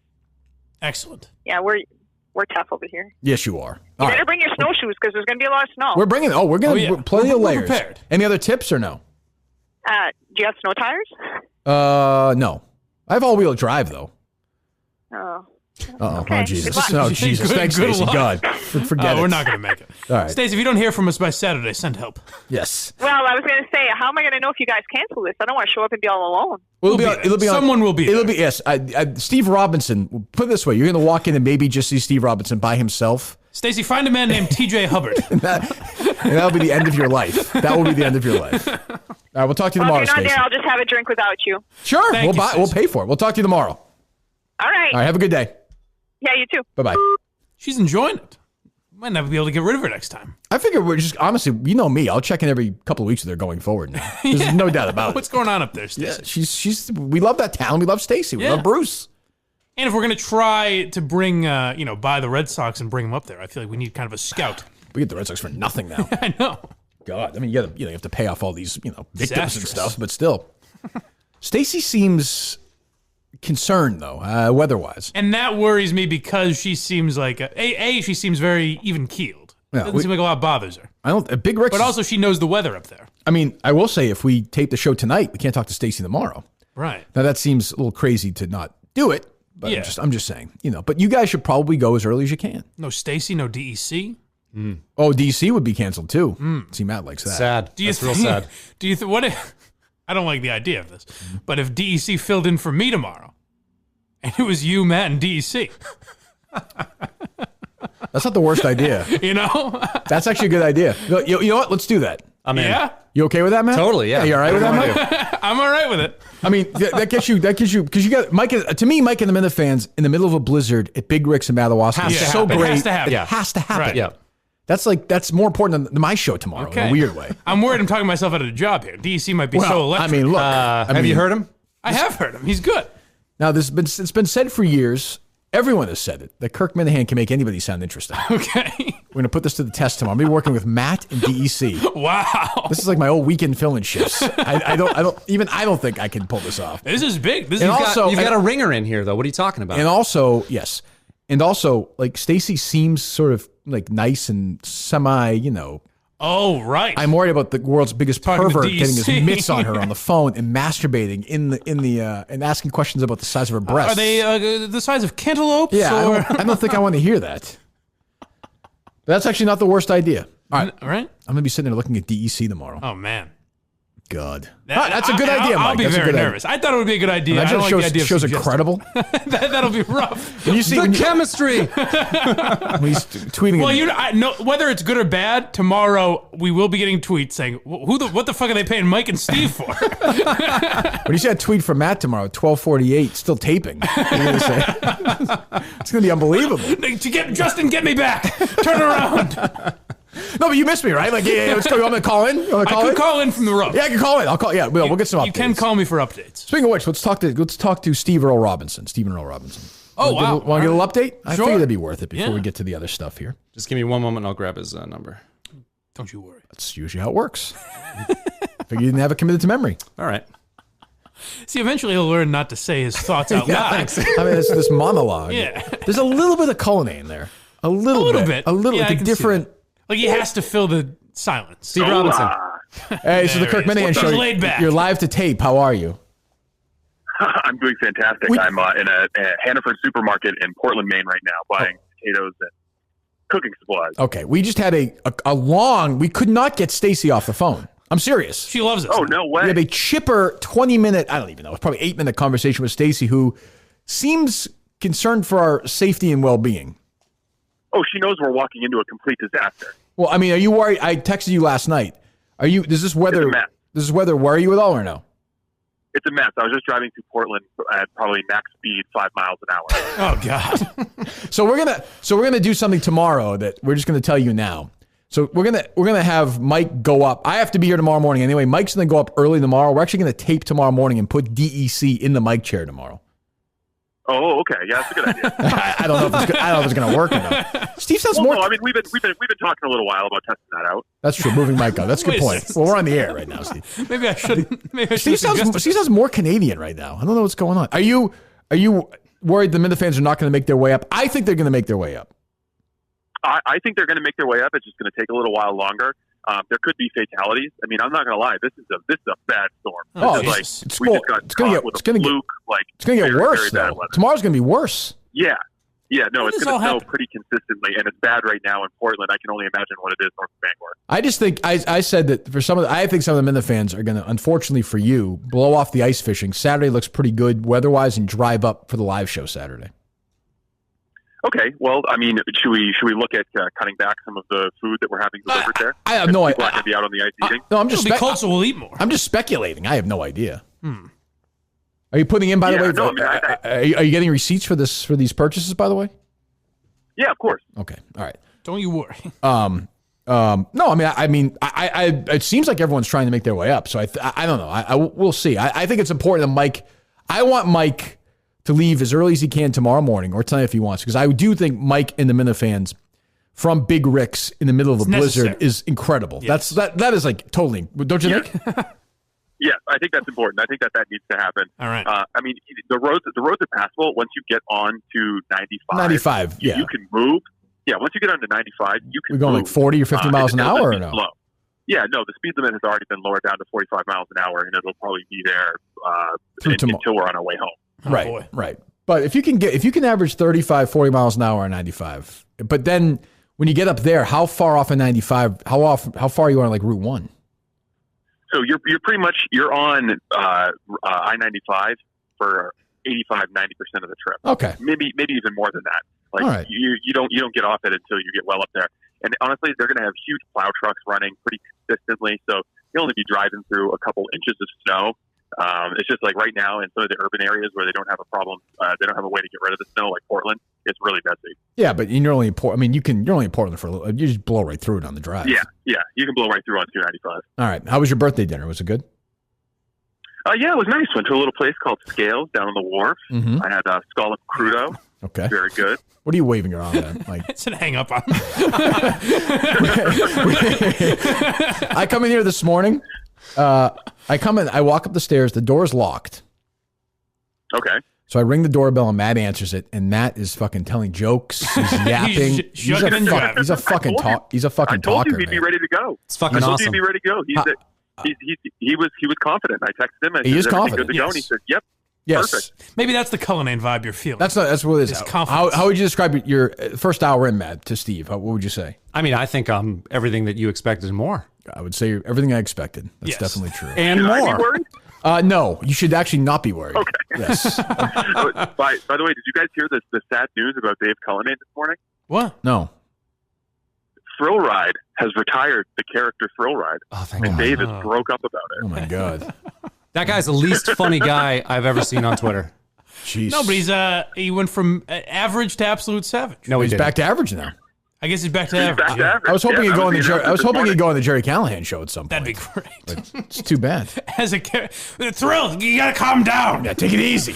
You're a savage. All right, I'll talk to you later. All right, talk to you. See ya. Good luck. All right. Stephen Earl Robinson, 31 years old, allegedly. Yes. Making his way through Hannaford. All we do is talk to people in supermarkets today, which is kind of the theme of the show anyway. We're being honest about this. That should be the description. We talk to people in supermarkets and get to some other stuff. I like the idea of Stacey listening to the show yesterday. I know. What the fuck was she? What do you think she was thinking? It's gonna be a big fan. That is weird. I mean, just in general, it's weird for someone to listen. Oh, for the call first Steve back time. real quick. I'm sorry. Get him on the horn. Real quick. What do you need from him now? Well, this ties into what I was about to read. 1 second. Oh. If we had Steve do the ad reads now from a different location.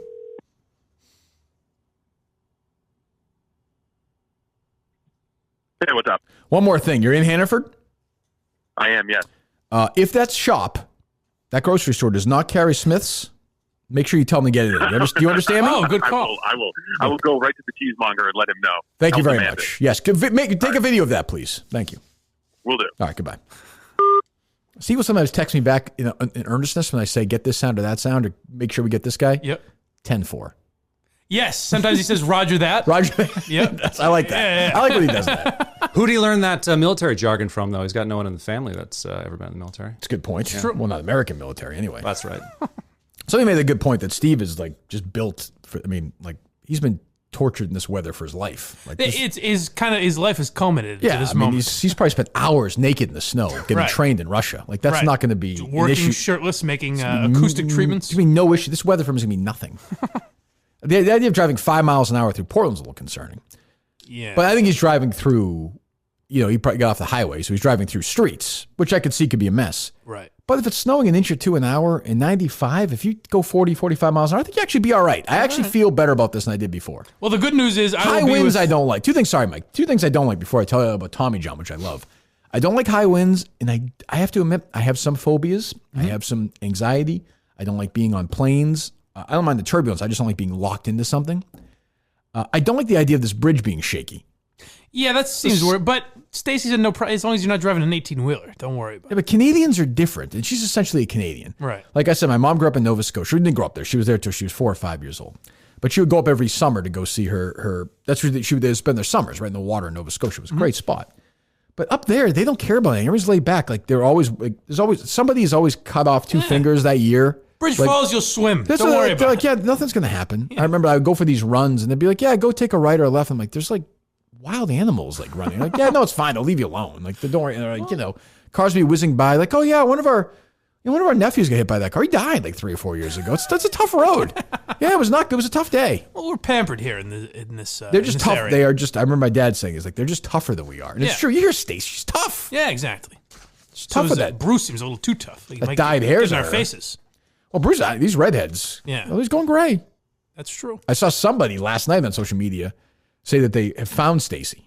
Really? And I'm like, do not dox Leave Stacey. her alone. Leave her alone. Leave her alone. She's a sake. nice woman living a quiet life. Although you've seen this, you see what happens. She could become like the Madawaska. In a month, she's like, look at Mike's numbers on Mike and the Minifan. They suck. Do you think Stacey would go on Mike and the Minifans at some point? I hope so. Maybe we can get her on. Sounds like she'll be a Big Rick's knocking a few bucks. It's a Friday night. I mean, they'll all be boozing at Rick's. Yeah. There's no way a place called Big Rick's is going to close in Madawaska because of the snow. No fucking way. No chance. No chance. Valentine's Day is just around the corner, possibly the only day of the year you do want to get caught with your pants down. There you go. If that does happen, you need to make sure you're wearing Tommy John, the most stylish, comfortable, and functional underwear out there. No better way to show how much you care than getting rid of your old, tattered, lousy underwear with something you both can be proud of. Tommy John, I'm wearing it right now. We're running again today in the snow this morning. Fantastic. These are the most comfortable underwear I've ever worn in my life. And by the way, it's 10% off. For Valentine's Day with their limited edition Valentine's Day underwear and loungewear gift sets for him and her. Limited edition Valentine's Day gift sets, and you get 20% off your first order when you go to TommyJohn.com/Kirk. By the way, if you don't love your first pair, you'll get a full refund. Tommy John, no adjustment needed. I guarantee you will not ask for that refund. TommyJohn.com/Kirk for 20% off. TommyJohn.com/Kirk. 20% off him and her. By the way, 10% off just to start, then 20% off when you use the code Kirk, or you go to TommyJohn.com/Kirk. TommyJohn.com/KIRK. All right. What else we got? We got 2 other pieces of sound. One that I would like to get to, and one I guess you would like to get to that I haven't heard. Well, Mike, the floor is yours. Well, finally, we got a little political coverage from the Pope himself. Oh, good. He finally got... Well, can I say something real quick? Because I know Jerry's going to disagree with... I know Jerry and these other... I think, and you can mock me if you want, I'm going in this maybe isn't innocent. Can I just say I thought it actually took some guts for Mitt Romney to do that? Whether you agree or disagree with Mitt Romney. Did you see this yesterday? Yeah. I mean, he went on... Steve was worked up about it. He voted against... The first time ever, somebody within their own party has voted for a sitting president to be impeached. Right. He knew he was going to get barbecued for it. And I saw Jerry and the other right-wingers saying, he's just doing this for love for coward. Maureen Dowd and for Chuck Todd. And there may be some truth to that. And I'm not sure I agree with Mitt Romney.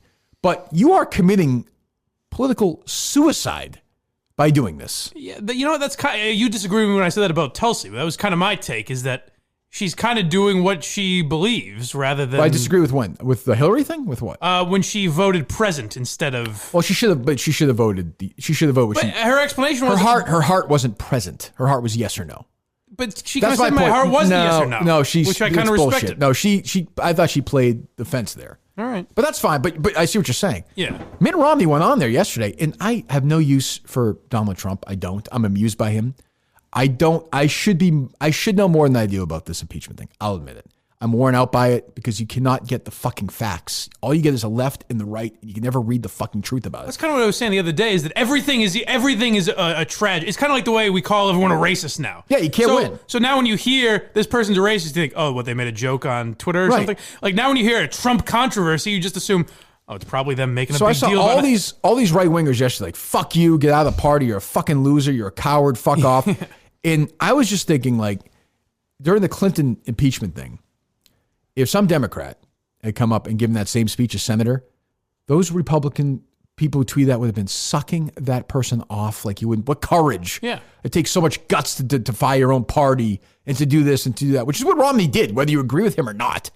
He told his party, he told his president to fuck off. Yeah. And does it come from a place of bitterness? Maybe. Does it come to wanting to get your ass kissed by the media? Maybe.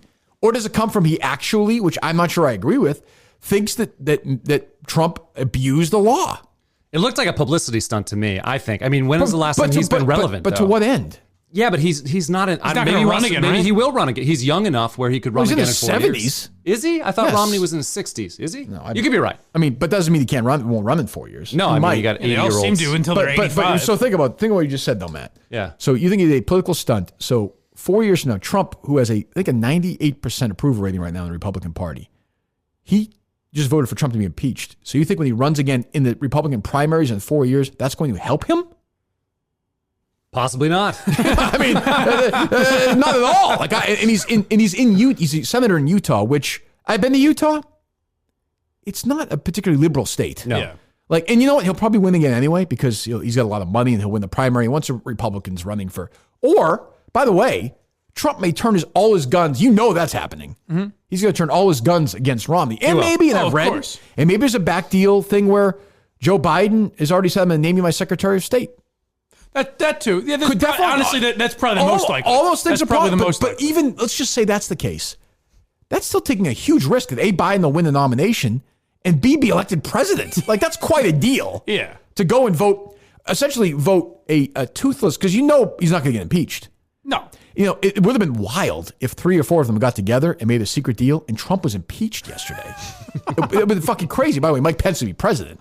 And then what would they do then? Courage is like silly. Courage is not. To me, courage is like, if a basketball player plays for a sprained ankle or something. Yeah. That's courage. Yeah, sure. You know what I'm saying? Right. Or like, somebody tweets something out. That's real courage. Or I guess like D-Day, I suppose. Okay. Like if you want to make an argument, to me it's too much militaristic sort of stuff.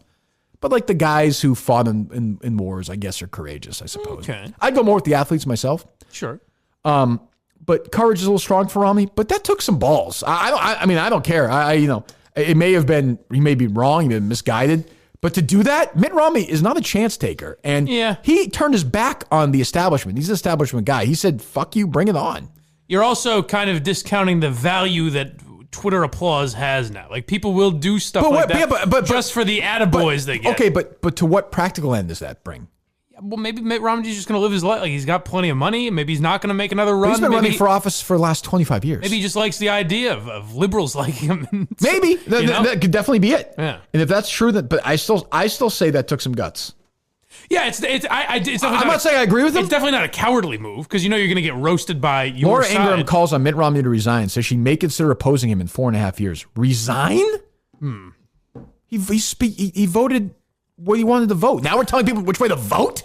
Well, he should resign? That's what it is now. It has to be the highest degree of, like I said, you're a racist. Now you have to quit your job. The ultimate because I didn't agree with you. Preening, self-centered politician. If you're up for re-election this year, the people of Utah would have their own payback against him. For when he had to choose, he chose Schumer and Kamala over common sense and conservatism. If you're one of Romney's constituents in Utah, you're out of luck. If you're a business in need of a regulation re-exam, don't bother calling his office. He has no power anymore. Well, I mean, she may be right, by the way. Did Trump have any good tweets about Mitt? I haven't seen that yet. I haven't seen any. I haven't been disappointing. Last couple of hours I've been doing this, so you never know. This is usually when he gets going. Yeah. By the way, but that right there, right? So Laura Ingraham, whether you like her or not, is an extremely powerful conservative voice. Sure. When he went up and made that speech yesterday, he knew that was going to happen. That backlash. Oh no, that backlash was inevitable. Yeah, that's true. That to me takes some guts. Yeah, and he should be applauded, whether you agree with him or you think it's misguided to do that, as opposed to going to the company line. Jerry can rip him all he wants. I mean, Jerry was, Mr. Entercom, Mr. Company Line for years until they fired his stupid ass. Like, he'll be killing Mitt Romney today, and I get that. Meanwhile, I guarantee you, he was sucking Mitt Romney off in 2008. Yeah, endlessly. So that's why I think this is a stunt, because there was no teeth. To what end? I don't. That's a great question. I don't know. If the reason he knew the repercussions and he still did it. He knew he was going to get roasted for it, and he still did it. That's called guts. I don't know. If the reason he did it is that he believes it. If he did it because, like you said, he has some deal with Biden or whatever. Because he didn't get anything. Mike, that's a bullshit deal, though. Yeah. There's like a 2% chance Joe Biden's going to be president. That's true. I mean, it's not like, any of them, honestly. Yeah, I mean, look, if that was 3 weeks before the election and Biden was winning by 8 points and then Biden appointed Mitt Romney as Secretary of State, you'd say, oh, what a bullshit move. Yeah. And maybe this will kill Romney. I mean, I don't know. So he's what? You have a 6-year term as senator. I don't know when he was elected. 2 years? I think he might have been elected the same year as Trump, or maybe it was 2 years later. Yeah, I don't think it was the same year as Trump, but so maybe it was in 18. 18? So he's got 4 more years. He's in Utah, and like you said, at that point he'll be in his mid-70s. Maybe he's done. But maybe, just maybe, he said, I don't like this guy. I don't like what he did. I'm not sure I agree with that. But if he did that, I got to say, that takes some guts. Yeah, I like that. If that's what he really believes, then yeah, I like You got people saying he should resign. Resign? It's a weird thing now because he voted. What? They never see. It's like I was talking about the other day, where they're crucifying people for mocking Rush. But if if a comedian said something, they'd be like, "Oh, these pussies can't take a joke." And it's like, well, you can't take jokes about your guys. If it's about their guys, they have blinders on. Completely. I guarantee you, Laura Ingraham, 20 years ago was calling for Democrats to speak out against Clinton. Of course. This is first term, by the way, Senator. 2019. Yeah, you're right. And 72 years old is what he is. He was elected in 2019? Yeah, he started January 2019. So he was elected in November of 18. Yeah. So he's got 5 years left. He's 72? Yeah. So he'll be 77, which, by the way, doesn't mean he won't run 2 more times as a senator. Well, he will not run for president because Pence will be next. Oh, he may run. He may run. He could run against Pence. But I mean, he'll be 76. Maybe Biden's fucking 77. Bernie's how old? Yeah. 80. I actually kind of like Mitt Romney. I have to say, there's a documentary on Netflix about him. They followed him around for the election. I like the guy. I think he's a pleaser. He got. He was considered a racist. He was this Hitler figure when he ran in 2012. How innocent is that? Look at it now. How innocent does that look now? Yeah. Because he made a perfectly fair point, which is what he said, like 49% of Americans are not going to vote for Republicans. Just basically, I forget what the number was, but he's right. Right. He's right. And then somebody taped it. I think it was Jimmy Carter's grandson or something, taped it and sent it out. And that's what happens. And now, the Democrats, it's an excellent point, were killing him 8 years ago, saying, you want to talk about the Republicans are frauds. Look at the Democrats as frauds, killing him, saying he's fucking, now they're kissing his ass. Yeah, there were Hitler comparisons to Romney. Because Trump changes everything. And now you're like, we made fun of John McCain and Mitt Romney? These guys were evil? Yeah, I mean, even Dick Cheney, who was much worse than Trump. Right. People are like, George Bush. Isn't there Bush was a wacky... Painting with Ellen. Even the criticism of Bush is like, oh, he's a goofball, he's an idiot. When it's like, he was genuinely, you can consider him an evil guy. Like a war criminal. I consider him and Cheney both war criminals. So but he's like this funny. He loves to paint and ride bicycles. Well, who wants to hear from us about this politics? It's true. Let's go. Shall we hear from someone else? Let's go to the great state of New York. Well, listen, people are going to have good days.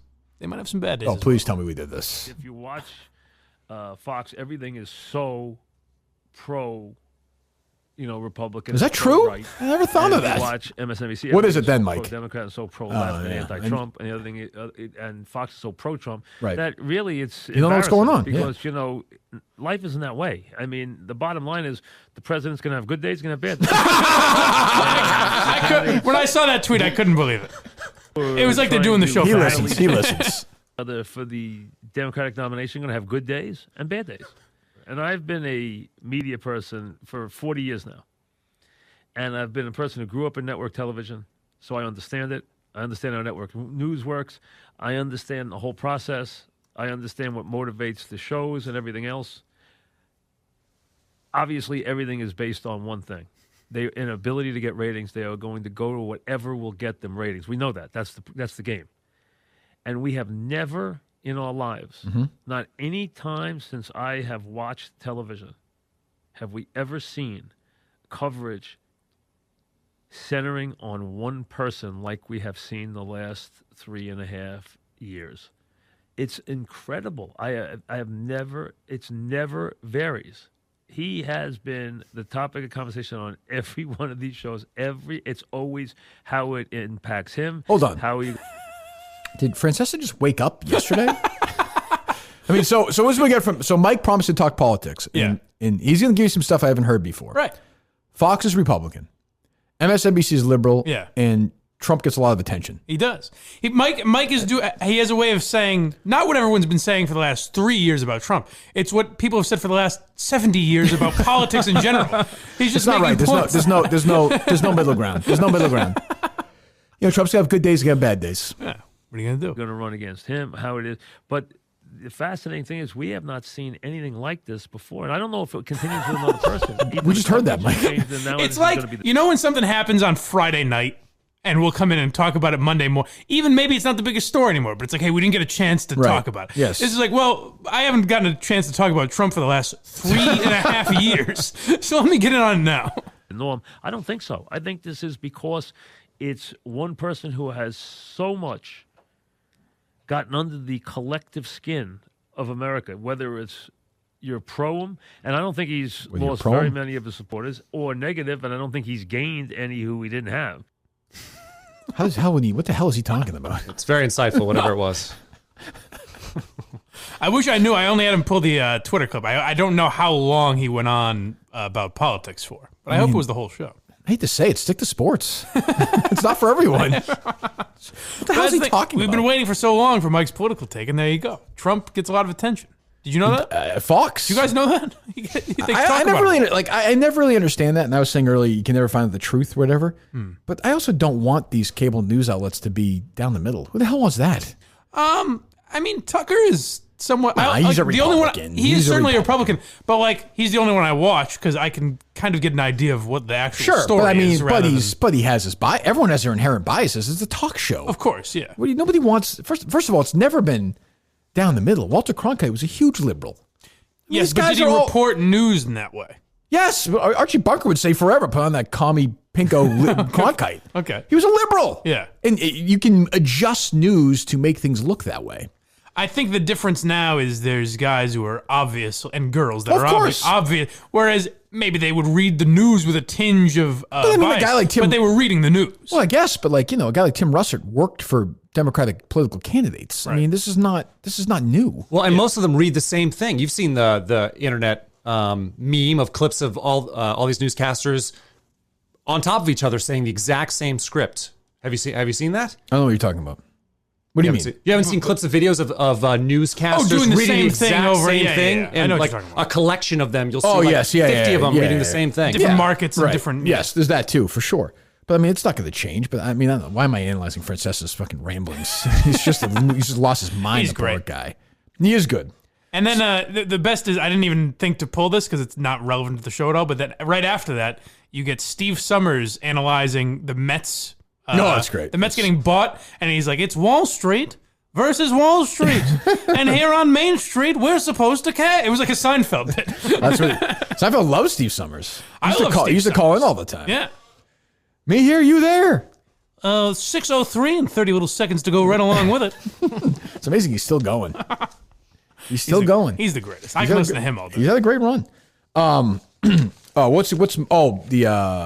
Simmons does this podcast. Yes. He has Wesley Morris on talking movies.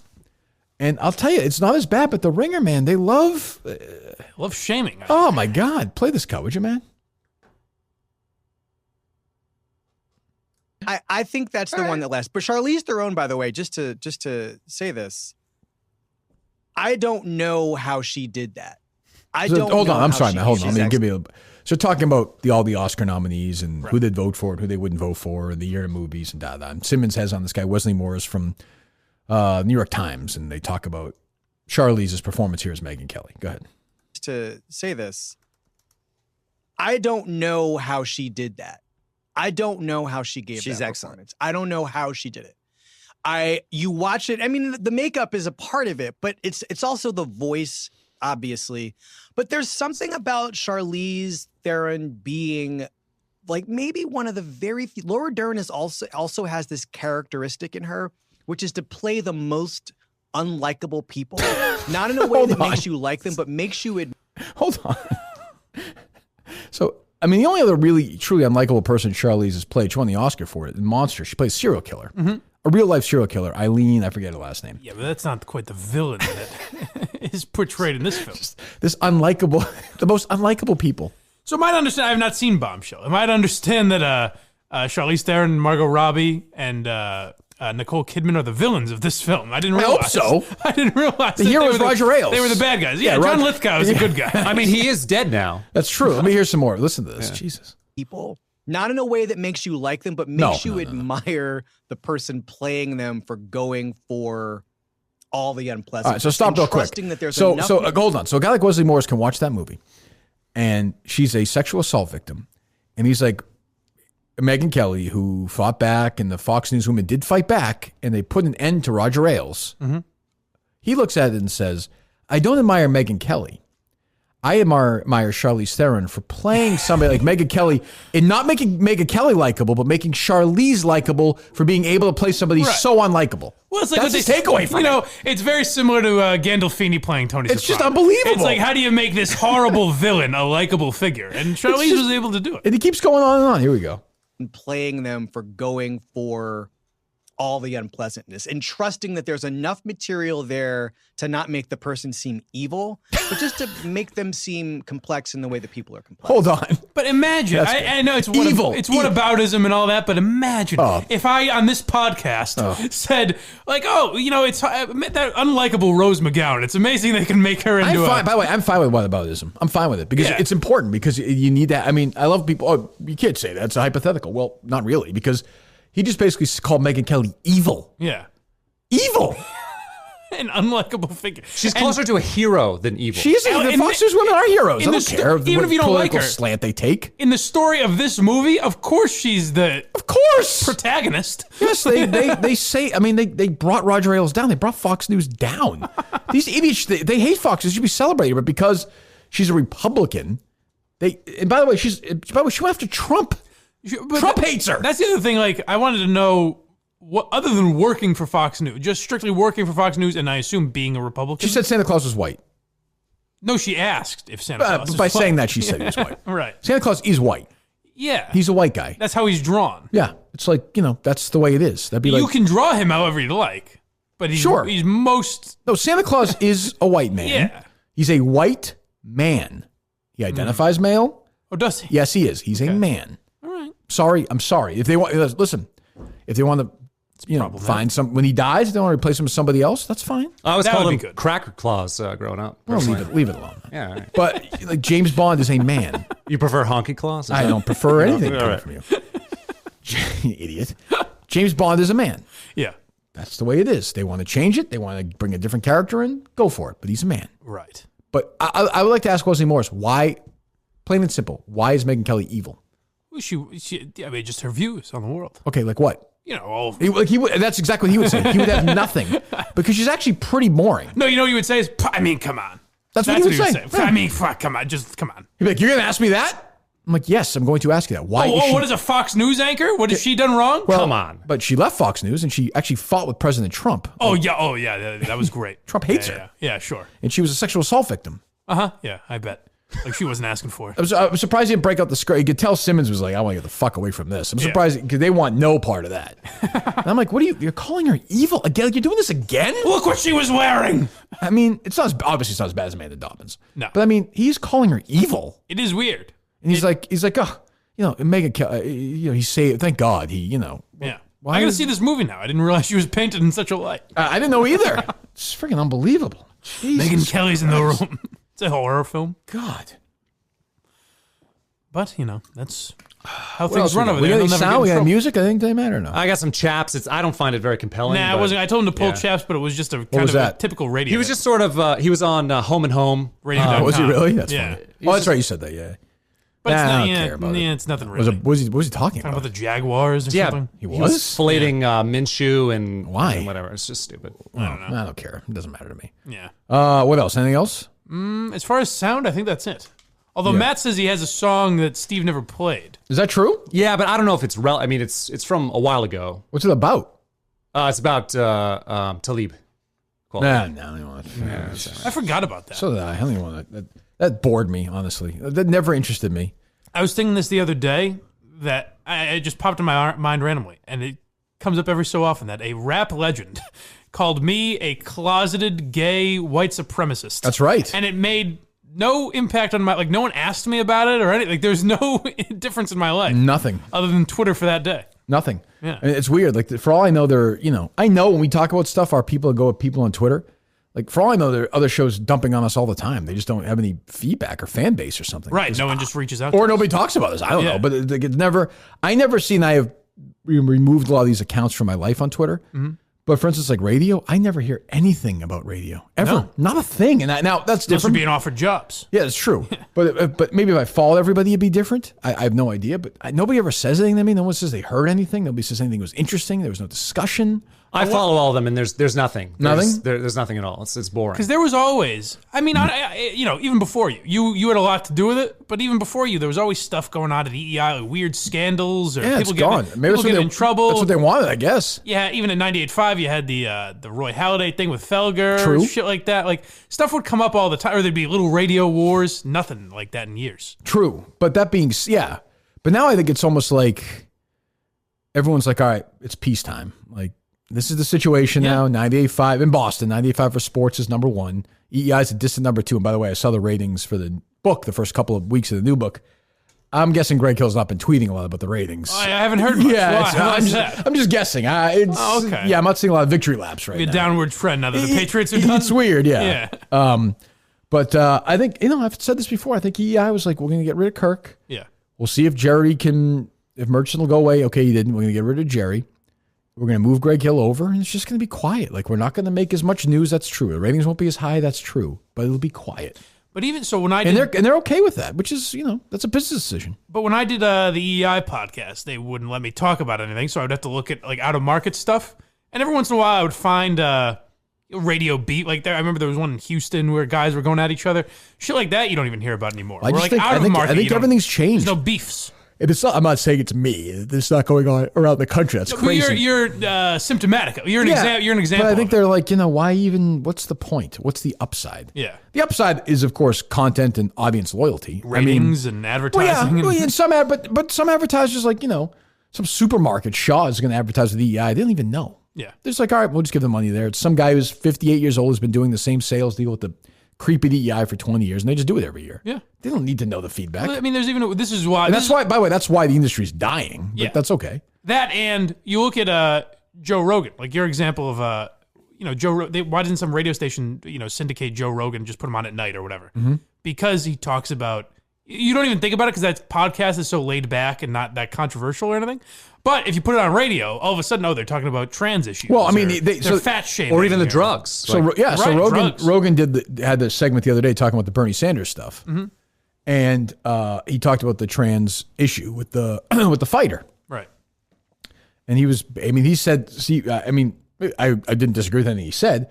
But the stuff that he said, you're right. Like, they would never put it on the radio. Never be on the radio. Never. And he was just and it's because it's on a podcast, you don't think anything of it. You think it's just two guys talking. But if it was on 93.7, then it would be a big issue. Yeah, which I guess I understand, but at the same time, they must know this is why they're dying. I mean, and they are dying. Like, the ratings almost don't even matter anymore.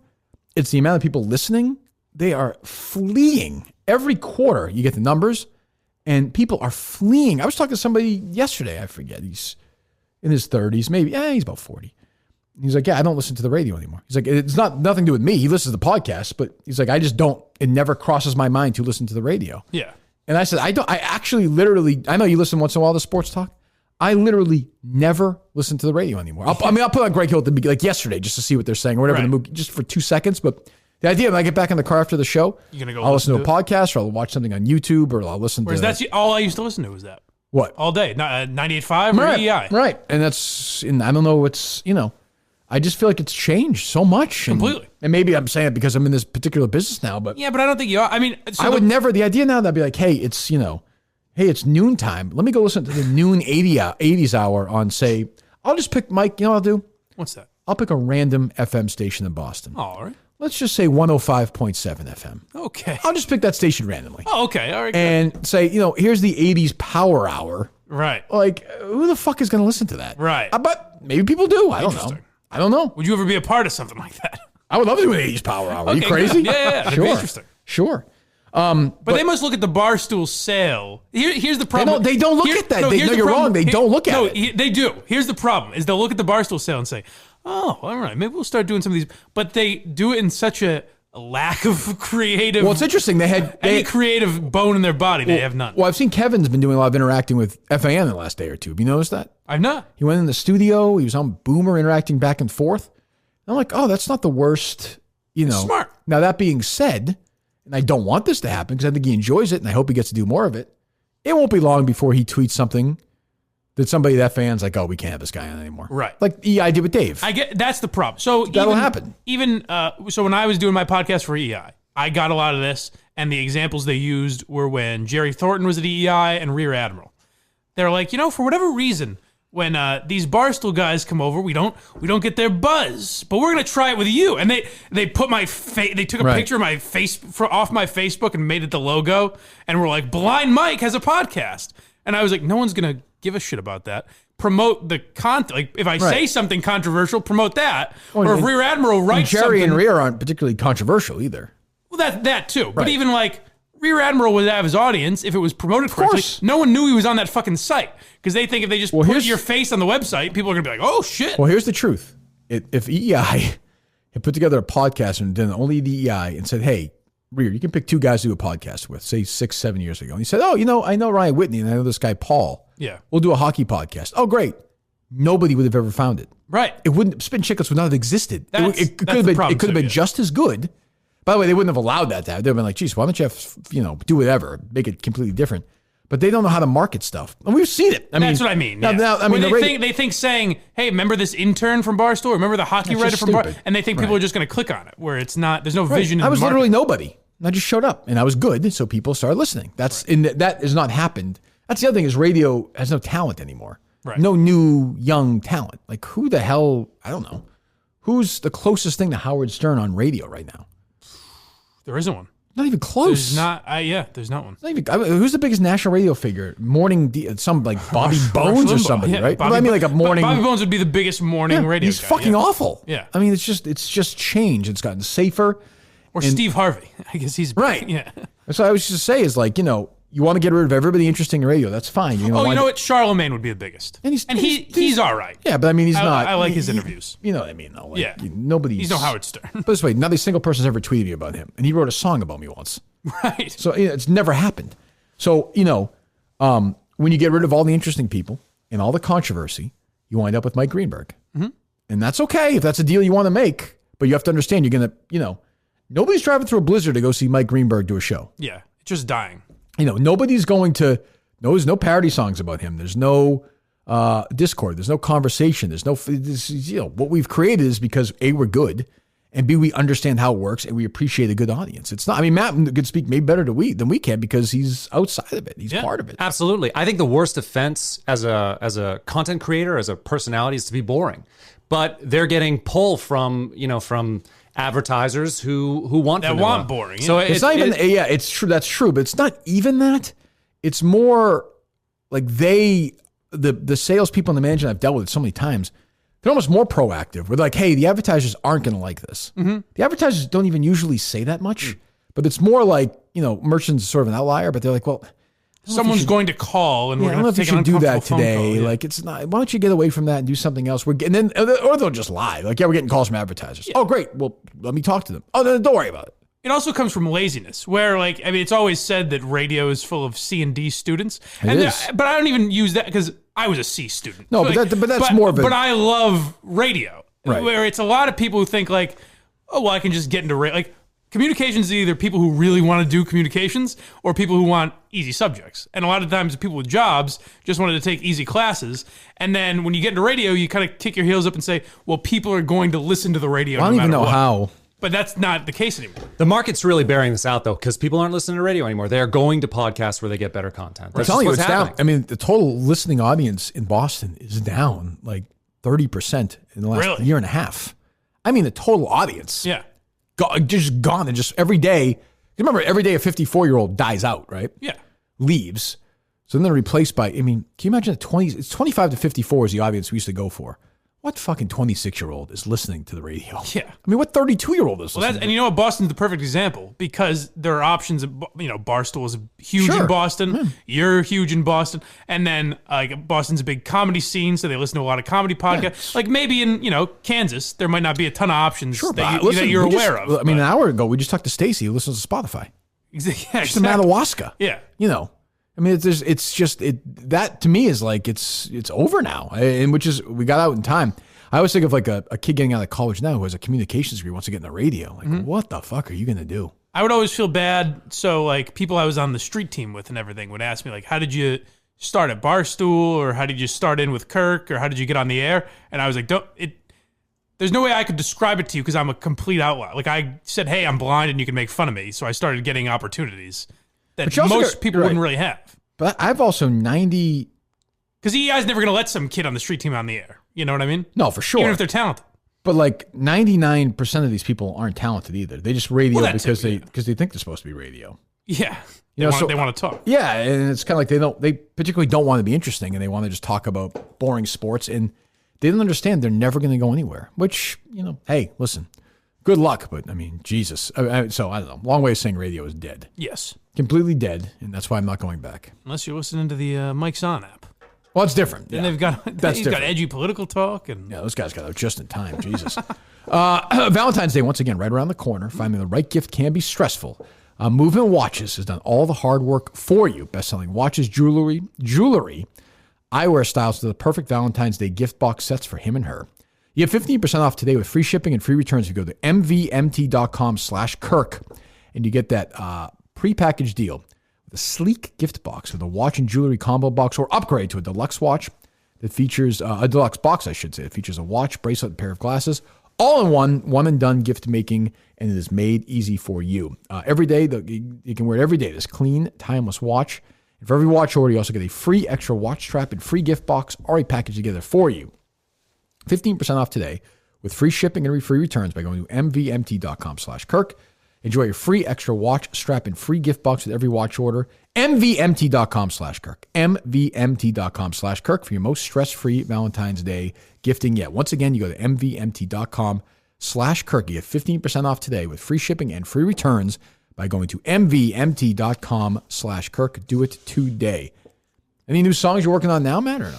No, I wanted to get one done before Madawaska, but I just couldn't make it happen. What happened? Sorry to say. I have a busy life. I got to listen to your show for 2.5 hours every day. It's and true. That's where his maybe inspiration do a little bit of work. What's your favorite song that you've done? Oh, I Love Meth and Pot. It's definitely my favorite. Really? Because the opening line is Let me hear so it again. good. Let me hear it. Hold Can on you find it? Or Yeah, of course. Just give me one moment. I remember that was one a good well. one. So you have to know a lot of things. You have to go back Scott, in the show.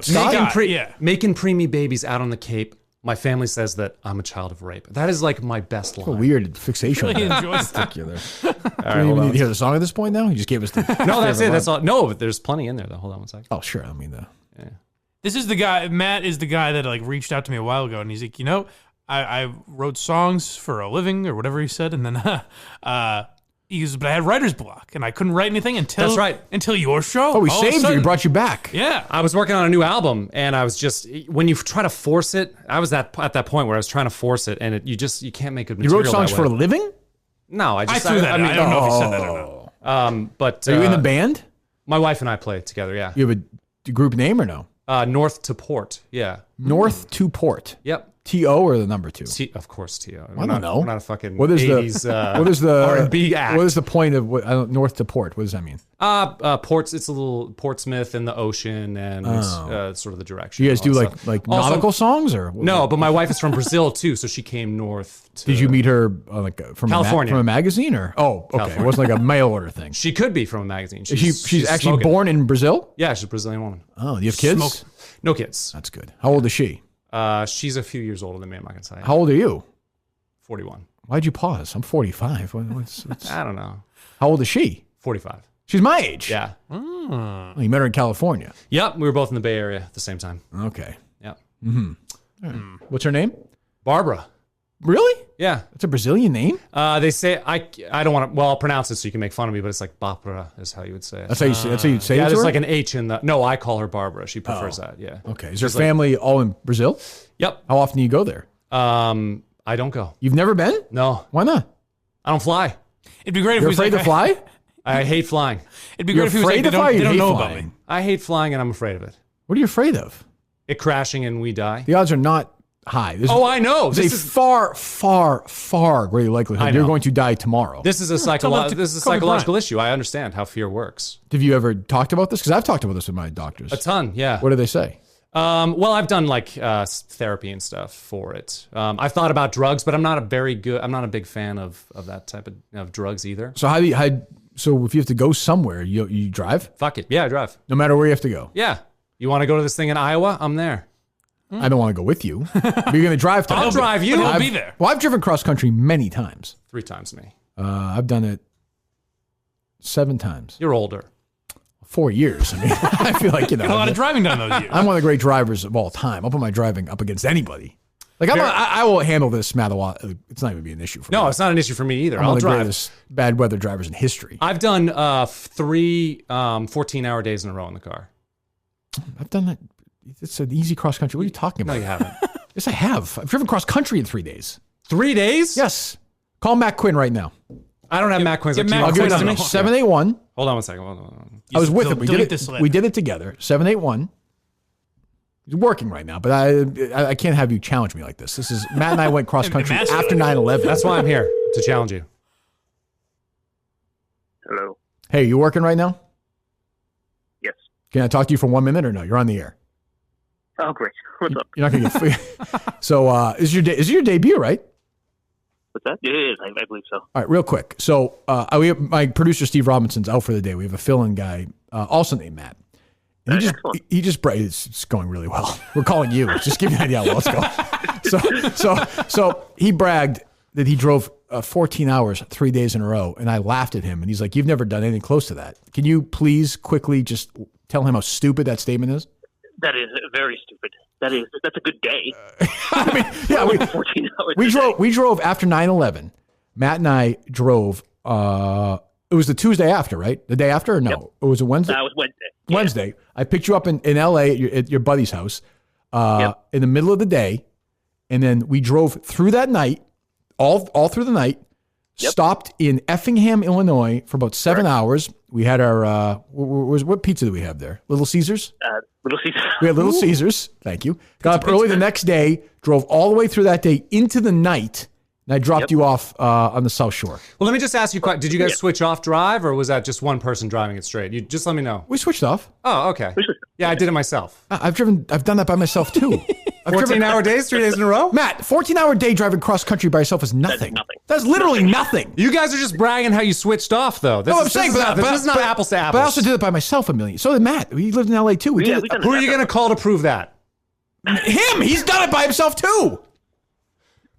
14 hours. Remember we were laughing after 9/11? Well, that sentence doesn't sound great. But we were having a few yucks. Well, 9/11 certainly didn't help. So, but the Farrelly brothers told this story. Remember this? Yes, absolutely. The Farrelly brothers were like yeah, after 9/11, we had to do this big cross-country drive back home. It was terrible. What'd they say? It took like 3 weeks or something? Oh, yeah. They did it before hours a day. Yeah, they were like we did 3 weeks. It was torturous. I'm like, God, being famous is so great.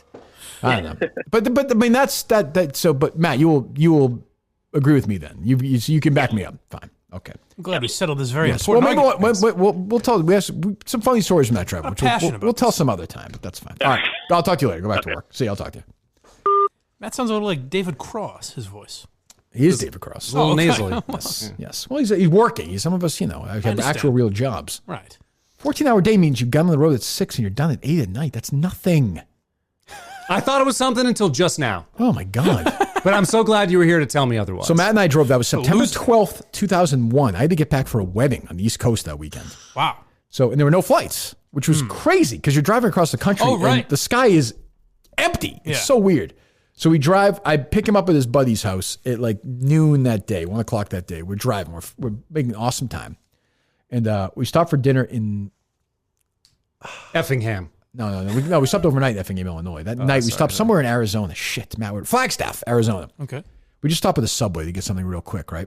And we needed something for his car, for some plug adapter or something. This is 2001 to play tapes or something. Okay.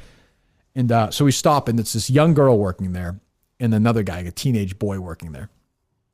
And we say the guy, he's like, is there a? No, we say the girl, is there anywhere around here? And she's like, yeah, there's a Walmart or something. She's like, it's like 10 minutes. It's like a 5-minute drive. And the guy's like, no, it's like a 20-minute drive. And the girl says, well, teenagers. The girl says to him, no, I did a bike ride the other day in like 10 minutes. He whips around and turns to her. He's like, you drive your bike like an animal. They just walked out like in the Subway back into the break room. You know what? It felt good to laugh. Finally, the first laugh. Like when they talk about the first SNL after 9/11. Yeah, it was like Paul Simon playing that song. Yeah. We both looked at each other. It was such a surreal trip anyway. I mean, because you're literally listening to the news on the radio. Right. Because you're like, the craziest time in history of America, really, since the Civil War.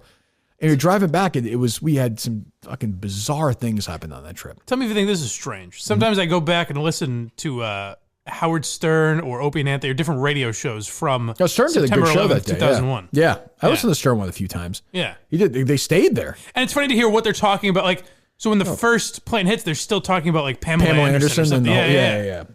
And the second one, everyone knew right away. Like, Right. well, obviously this is not a coincidence anymore. Yeah. But boy, it's the Stern of that day who was like, let's turn this place into a parking lot and bomb these motherfuckers. Yeah, I don't think you're getting that today as much. In certain terms, to use the gentleman that they were fighting against. Yeah. You would not hear that anymore. No, I don't think so. But you want to hear this song or not? I do not. All right, we don't have to. I mean, play I just that. called a random person. Just you did to get away from this. Yes, just to get away from the conversation. Well, he gave us the first line. What do you want? I mean, we don't have to play. I don't care. I will say. Well, thanks. Thank you. That's great. You sure? Sorry, I didn't. See the hat that Mike's wearing? It's it's not the Matt Minihan show, baby. Yes. Oh, well, Should I didn't be. get a hat. Yeah, you should get one. KirkManahanShow.com. Get these nice. We also have red hats up there that I didn't know existed until like yesterday. Nah, you don't need them. The Go train buy shirt. it. I bought a train shirt. The train shirt is phenomenal. The train shirt is That great. an Very amazing funny. shirt. Yeah, the train shirt. There are a lot of people who didn't like the train shirt. It's They awesome. thought it I wonder was- why. Well, I mean, people who were. I mean, it's close dark. to my but life. it's- I think, Yeah. It's dark. Oh, I see. But I don't mind it. I think it's funny. What are you gonna do? It's fucking funny. What are you gonna do? But yeah, 14-hour day. I will say you were saying it's odd that he's afraid of flying. I have my girlfriend's friend is afraid of. She can't be in the car. Not just her driving. Like she cannot be in the car if you're driving on a highway. On a highway? Yeah, she will not drive on highways. How does she get anywhere? Takes not long drives. Can she fly? That I don't know. I should Back roads ask. to get to the airport? I should ask. I don't know. Well, how do you get to New York? And you know what? That's Take a good Route question. 1? That's a good question because they went to Canada not that But what's long a ago. but I gotta what ask. constitutes a highway? I assume like the Mass Pike. Is Route 2 a highway? I don't know. Maybe I should investigate a little further. You sound like a fucking idiot. Well, Do you know this person? Yeah, she's very nice. Sounds like a dummy. Well, she actually listened to the show, I think. She's a fan of the show. hello. She'll hear it then. Smooth driving. But yeah, so like she lives in, not for the people out of town, like Quincy to Oh, God. to Watertown How the is hell like do a you do it? 45 but with no highways it's like 2 hours. Fuck off. Who would need that in their lives? I don't know. It seems A fear of exhausting. flying, I can rationally understand. Thank Right. you. Yeah, I mean, You're up it's not 40,000 feet. It's and I just don't like being boxed in. No, I that's get- the other part of it too. I don't want people. The whole process is uncomfortable. The seats suck. You have to be there 5 hours early. Fly first class like Mike does. You guys You're got fine. you guys got to Well, ride there's first that. class. There's that. I will say, I've done it a few times. When you fly private planes, it gets a lot easier. I I can do imagine. that. If there was a private plane, I'd do it. Oh, good. We'll get you one. I didn't feel that boxed in on the private plane, oddly. I felt No. very comfortable. Yeah, it was weird how that worked. There was part of me because I remember you flew to the Super Bowl when you were the EI private because you knew someone.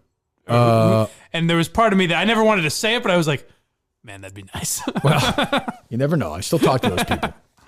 All right. We got Nick Francona in 5 minutes. Just, We do? Yeah. All right. We did all the reads, right? You know what I'm going to do? In honor of Steve, I'm going to urinate, and then we'll come back and call Nick Francona. So All we're right, off very for a good. minute. All right, we're back. That's kind of important, isn't it? All right, we're back on. Justin's in a panic, you said? Full panic. He says, I'm kind of freaking out about the drive up there. Call him We're up supposed to get a real lot of quick snow. before we call Francona. Do you have Justin's number? I don't. Do you want to text it to me? Yeah, sure. Let's call him up quick.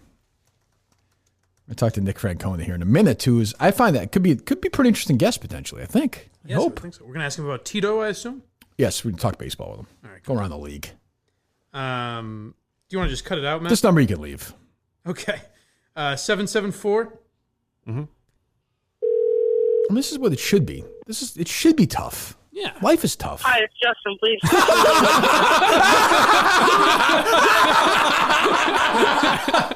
Call him again. I want to hear the voicemail again. Because now people know his voice too. Like they heard him on that Periscope and everything. Hi, it's Justin. Stop it. Tell him we're calling him. Stop. Answer the phone, you fucking idiot. Tell him we're calling him. Call once more. You just tell him we're calling him? That's what I'm doing now. There it is.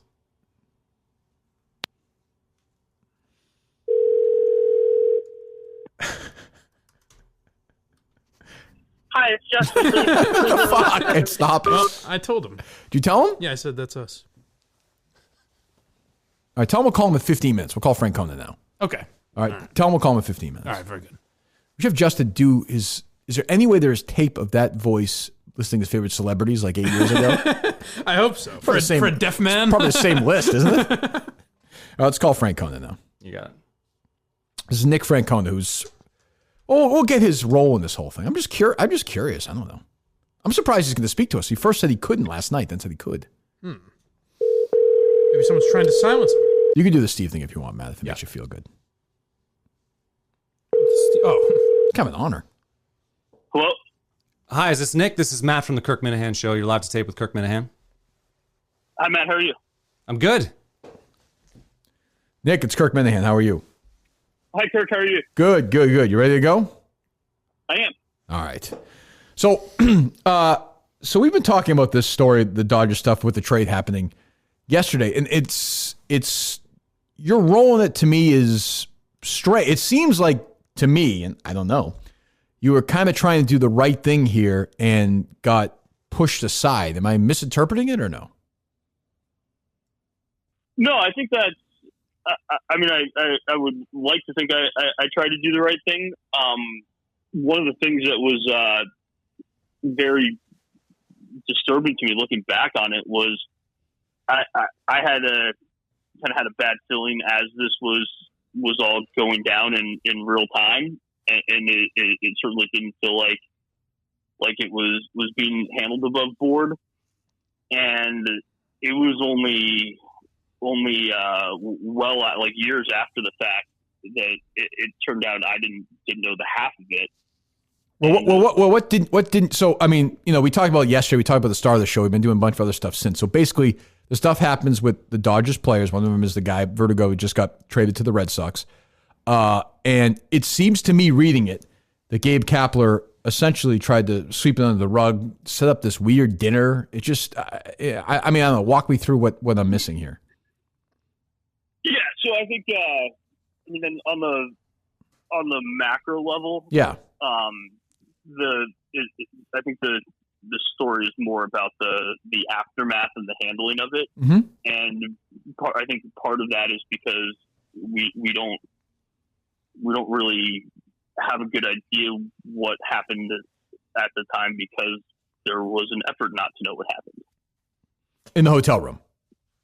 Correct. Right. And that's so from kind of talking through what I knew at the time was got a call from Gabe. I believe this happened for late at night, early morning, and so it was the next day. Let me know that something had happened. An incident at the hotel. Didn't go into details about it. Eventually had the players come in and talk about it. By then it was by the time he talked to them, it was a couple days after the fact. He had included me eventually. He had copied me on an email chain he was somehow in contact with the grandmother, right? The girl's grandmother, and it was very bizarre. That is strange. I was going to say, so I'm sorry. So when I read the story, I read a couple of stories about it yesterday. It seems very strange that the grandmother, so let's play out as awful as it is. Somebody important in my life this happens to. I don't think I'd be able to get in correspondence with the, major league equivalent of that. It just seems strange to me. Well, that's a question that I don't think has been answered and probably needs to be. I think and to be clear, I've only seen part of the emails that I was on. There was obviously the initial exchange between them, which at the time David had mentioned that he would forward to me, and ended up never doing that and kind of being dodgy about that. And that's a pretty key part of this because for a couple of reasons, one of what you just mentioned, on the surface, how that came about, and then just contextually, even just reading the emails and kind of putting the dots together, this was not I don't want to say it's not impossible to get in touch with somebody, but Sure. This did not strike me as the person that would do that and go about finding that. There was a way they got in touch, and that's an important question to answer. I have when I look at this, a couple of the things I'm looking at from a Red Sox perspective and a Verdugo perspective. Do we know, and why don't we know, who did the Snapchat? Yeah, it seems like that would be traceable. Does that seem public? It seems something that somebody could find if they dug just a little bit, no? Yes, and my understanding was that was Alex. That was my understanding of it at the time. That was Verdugo. Yeah, that was my understanding of it. So he did. So in your understanding is he's the one who Snapchatted and put on social media the video of this girl beating up the other girl, the two girls rather. Correct. That was my understanding of it. Do you know what else Verdugo was involved in? Because it's kind of being played off in Boston like, well, he didn't really know what was going on there. Like, do you have any idea what his involvement was in the situation? I mean, there's kind of the story that Alex gave Kapler and myself at the time was that he was passed out while the alleged assault was going on. The version that eventually came out in a police report was that Alex and a couple other girls that were with them that night were in a hotel room, or were in the bathroom of the hotel room. So that's there's a lot of discrepancies going on. I've never heard a version that Alex was involved in a sexual assault. I think it was probably an episode of poor judgment on his part. My take on it at the time and I spent a lot of time with Alex. He was drafted right out of high school and was on the younger side for that even, and so and had a bit of a reputation coming in as well. And we had I ended up spending a lot of time with him in the aftermath of this, trying to mentor him and help him out a little bit and get him on the right path. And one of the things that was a pretty clear takeaway for me was that the other individual involved, and there'd been a couple other data points that had led to this conclusion as well, is that he was just hanging out kind of some of the wrong older players that were influencing him. So the other guy was a couple years older, and that can happen in especially in professional sports when you get guys coming in and the wrong person takes you under their wing. And I think Alex exercised some pretty poor judgment in that regard, and there'd been he needed to grow up based on a lot of different things. And I don't think he was like the biggest villain in all of this by any stretch. I don't think it reflects well on him either. Well, I gotta say, I do think, Snapchatting and filming two older women, beating the hell out of some teenager who's like more drunk than poor is, that is pretty reprehensible behavior. I mean, Jesus. Oh, of course. And by the way, illegal behavior. I mean, for sure. I think we need to. I think there's a lot that I think the really unfortunate part about all of this is that there was never really a good faith effort to handle it appropriately and in the best it's disappointing to me to see what's. I don't want to excuse any of the behavior that happened because obviously the point is to address that, but I'd almost put I think there's a special level of hell for when you have. It's one thing for you have young men making poor decisions, and we want to do the best to address that so that it doesn't happen again, and we can correct that. But then when you have executives who are making even worse decisions in a really rational way, that's pretty bad. Well, I mean, it's also, it's not dissimilar to what we've seen in the Me Too era everywhere. There's sort of these powerful guys or guys in charge try and silence this stuff. And, for a story this big, it's been completely silenced. And this happens, and whether the sexual assault happened, whether it's true, whether it's not, it should be investigated. And it seems to me, you went to Major League Baseball. You informed the league about this, right, in 2017. They didn't know anything about this until you talked to them? Correct. Or I can't say that for a fact. That was the impression that I got from them at the time. And I guess in theory, somebody could have told them, but that would have been never heard that. Right. That was also the impression that I got. Speaking with them about it, it had come up. I told them everything I had about it. I think when this came up a lot when Kapler was hired by the Giants, and I think like the particularly disingenuous part about it is Major League Baseball is as complicit as anyone, in that they were putting out there that they did some investigation into how he handled it and didn't find anything inappropriate. And at the same time, like for that to be true, it contradicts their earlier statements where they strongly implied that they, in fact, were trying to distance themselves from it and say that it was handled at the team level.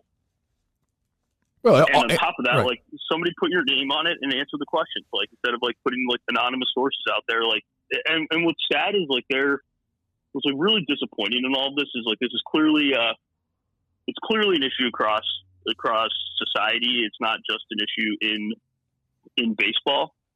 But what you see is like when there's I don't think it's fair to blame executives or the commissioner when you have like when you have that big of an organization. There are going to be incidents that happen, but I think it's a matter of like how you respond to them and handle them.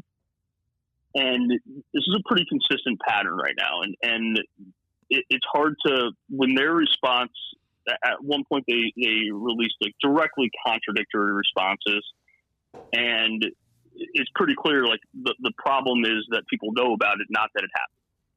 Well, and you have the housekeeper story too. This is not just an isolated. Yeah. There's an alleged sexual assault of the housekeeper, and Kapler tried. What's amazing to me, Nick, in 2020, and we try and ask some of these questions, and other shows do not many. Like, there'll be a press conference when this trade, when the physicals are done and it's done. Verdugo will be there. Gabe Kapler will have a million press conferences down in a week or two, as manager of the Giants for spring training. Nobody's going to ask them about this stuff. Nobody's. No. So you say, and you're right, Major League Baseball is to blame, but the media is also to blame. I could not agree with that more. It's one of the things that's like very like I don't know why that is.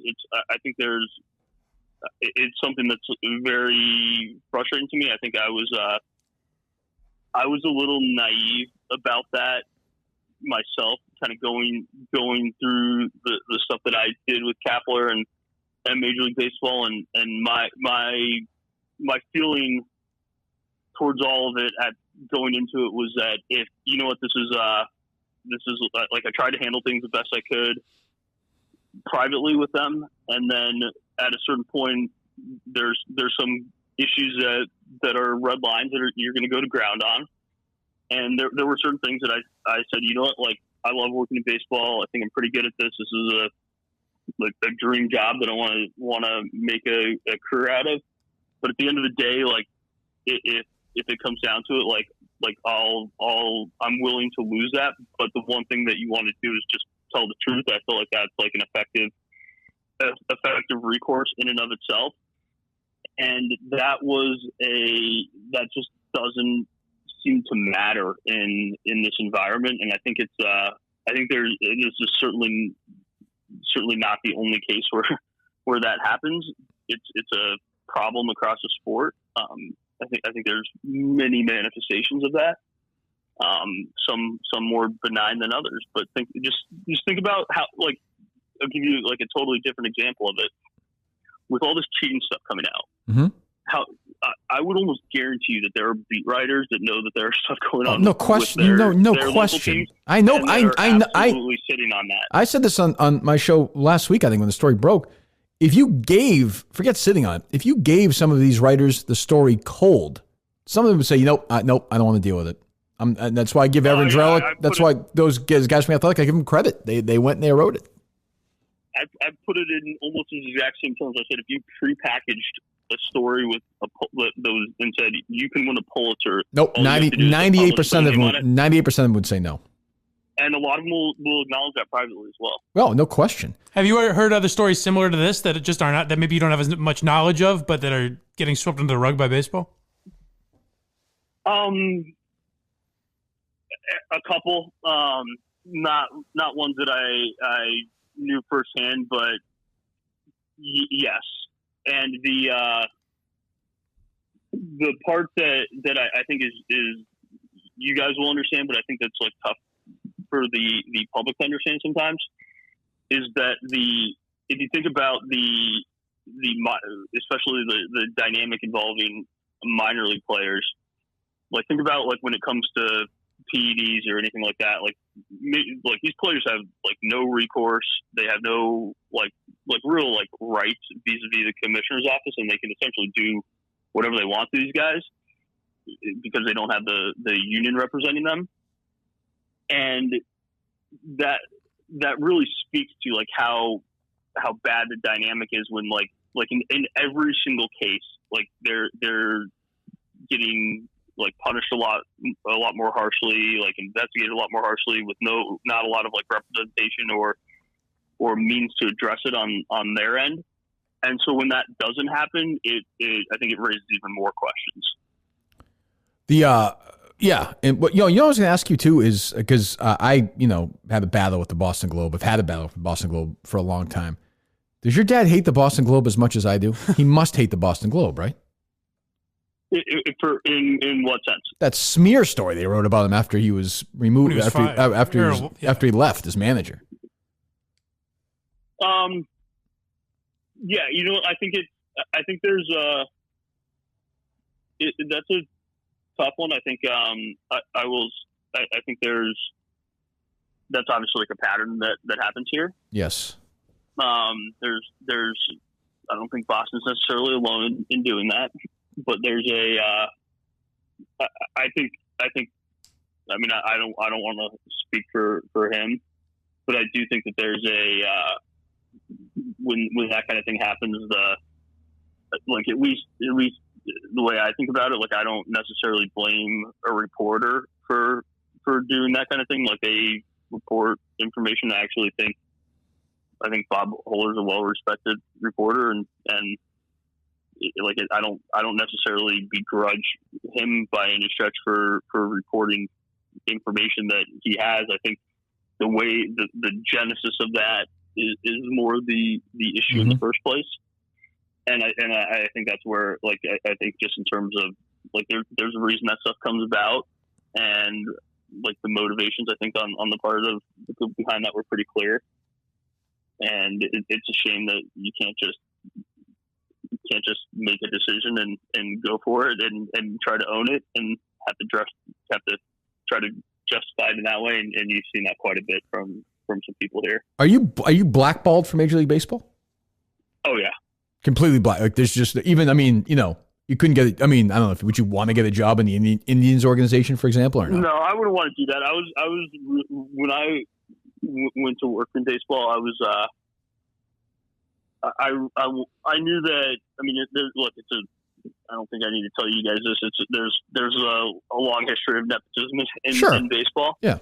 And one of the things I wanted to do was I was coming out of the Marine Corps and had wanted to really, like, I knew, like, having my last name, like, that there, you can't, like, escape that, and it is what it is, and wasn't going to, like, shy away from that, but I wanted to kind of, like, fight that perception as much as possible, so I was pretty deliberate about trying to not get a job based on that, so I wouldn't actually, like, cut down the teams that I was willing to work for initially, probably to my own detriment, that didn't have a connection initially. So how do you know you're black? How do you know when you're blackballed? How does that manifest itself? Well, going from at one point. I mean, having even people like Kapler say. I mean, I felt like I was pretty much like on the fast track, and even Kapler saying like it's a matter of time until it's a matter of when, not if, that you're running a team to eventually just make it. I mean, it was made abundantly clear to me that I was blackballed, and saying that talking publicly and some of the things I was saying were not compatible with a career in baseball. I just, I'll never get, I just don't get, and we do this all the time. We talk about these stories all the time. I talk about this story in particular because, I don't like the Red Sox. I have issues with them. So this story is interesting to me, but we see it all the time in entertainment. We see it all the time in business, where if Gabe Kapler had just done the right thing at the start, whether this girl is telling the truth or not telling the truth, or they just litigate it and do it, if he just handled it correctly from the start, it would have been fine. I don't see the downside of handling this one by the board. I don't get the gain. But that being said, no one's really talking about it, so maybe he wins. Maybe he wins. He's a man, and by the way, he's gotten 2 manager jobs. So I mean, what do I know? Well, and I think that's I think there's a larger issue in baseball where you have people with essentially like might be. I think a lot of people take this idea that because I am running a department, like a scouting department, or because if I'm a GM running a team, I'm therefore like an experienced leader and good manager of people. And a lot of these individuals have zero business being in charge of other human beings. You mean like Mike D? Is that who you said? I have not worked for him. I work. Not speak to that one. Okay, well, I worked for him for a little bit in radio, and he should not be in charge of anything. He should not be in charge of the produce section somewhere. I'm just be very clear about this. This is not a bright man. But go ahead. And there are, so I think that's like a pretty clear pattern for one, and I think just even how people define like the job itself. Especially on the baseball operation side, where if it were me, I would look at it more as the CEO of a baseball operation, and I think in a lot of ways it's become like in more of like the lead analyst and the person who makes trades, and in some ways turned into something resembling real life fantasy baseball. But I mean, I think just from a bigger picture, I mean, this is like, to me, I look at this and I say Gabe Kapler doesn't care that this woman was assaulted, but that's what I'm saying. Or this housekeeper was assaulted. I just don't think he cares. And you don't have. But I think those are inextricably linked, in that you don't have people who are one. You don't have the checks and balances that you see in baseball is not alone in having to address these issues. Oh, for sure, yeah. But other companies are going to have like a lot more developed like structures in place, and in baseball, like this, the stuff that they do is at best considered eyewash. And like they can say whatever they want about, we put training in place to address these things, and we have reporting procedures. But when you violate the reporting procedures, when it's a pattern and when it happens repetitively, and you then essentially endorse that by like allowing that person to go on in their career to increasing positions of visibility and authority, that sends completely the wrong message. I'll just ask you this one to wrap up, because it's kind of where we started and sort of what we've been Did you actually, I know these things go away. I don't know Snapchat very well, but did you see the video that Verdugo did the Snapchat? Did you see it posted or no? I did not. Okay. How did you know it was him? That I to repeat what I said earlier on, is my recollection from the discussions with him, and I believe Kapler may have seen it. Yeah. Not positive, but I know that had come up, and that was my recollection was that it was Alex, but I'm not 100% sure of that. Had Kapler or anyone seen the video? I can't. That would be a great question for him to answer. Yeah, well, maybe we'll ask him next time. I don't think he's going to be coming on to talk to us, but well, I'm sure we'll talk to you. There's a reason that I mean, again, like these guys can say whatever they want, but when it takes you when it takes 4 years to get your story to evolve to the point of like, I had an epiphany and I talked to my mom about this, and that's how I realized I was like wrong. Like you fucked up at that point. Right. That's true. All right. Well, Nick, I'm sure we'll talk to you down the line. Thanks for coming on with us. We really appreciate it. Of course. Have a good day, guys. All right. You Thanks, too. Nick. Talking about Mitt Romney having guts. Jesus Christ. That was good. Wow. That's That'll be- unbelievable. He seemed pretty tortured about it. Yeah. It'll be what? News where, Mike? I said it'll be interesting for the Minifans. Well, I mean, let's be honest. I understand he had to legally backtrack a little bit at the end, but he knows who sent that video. Yeah, of course. It seemed like it anyway. So just to be clear, and we'll, report this and tweet it out. I texted Steve as well. Try our best, yeah. The guy the Red Sox traded for, Alex Verdugo, it sounds like Snapchatted and posted on social media a video of a Girl getting underage beaten. girl getting the shit beat out of her by two girls moments before she was also allegedly sexually assaulted. Yeah. So, and those guys are creeps. But is Gabe Kapler a fucking reprehensible human being? And I believe, I tend to believe people on one side or the other when I hear a story. I believe Francona on this story. I just do. I believe. Well, he has it's been to his detriment. He has no reason to lie. He's been blackballed from baseball. So and it's crazy. His dad's a manager in baseball too. That's what I almost didn't understand. And I guess it's because he doesn't want to rest on the Francona laurels. Well, and get a job with the Indians, I'm guessing that Kapler, who played for Francona, probably hired him, right? I mean, we could have asked that, but he played for him. Yeah. So he got the job maybe through him. I guess so. And then, and to his credit, and he's right. Like, I don't mind nepotism is like Joe Buck dad was an announcer, but Joe Buck is not the lead announcer on Fox because his dad was Jack Buck. Right. He's a good announcer. He got his foot in the door, and that's fine. Like, it's, nepotism when you suck at something and you keep moving up is an issue. Yeah, you need a break. Regardless. Yeah. Yes. Yeah. You got to, when Harry Minahan is running the Kirk Minahan world. They're not, Dave Portnoy's not just going to give him a podcast. No, I don't think so. He might give him an internship. True. Yes. You know what I mean? And that would be the break. But Sean McDonough, same thing. Not my favorite guy, disloyal little asshole, but still. Yeah. His dad was the most famous sports writer, probably in the history of Boston. Probably. Yeah, probably. And he wound up calling Red Sox games. He was like 28 or 29. I forget what it was, but he happened to be good at it. Right. So, he didn't get the job at CBS or ESPN because his dad's Will McDonough. Right.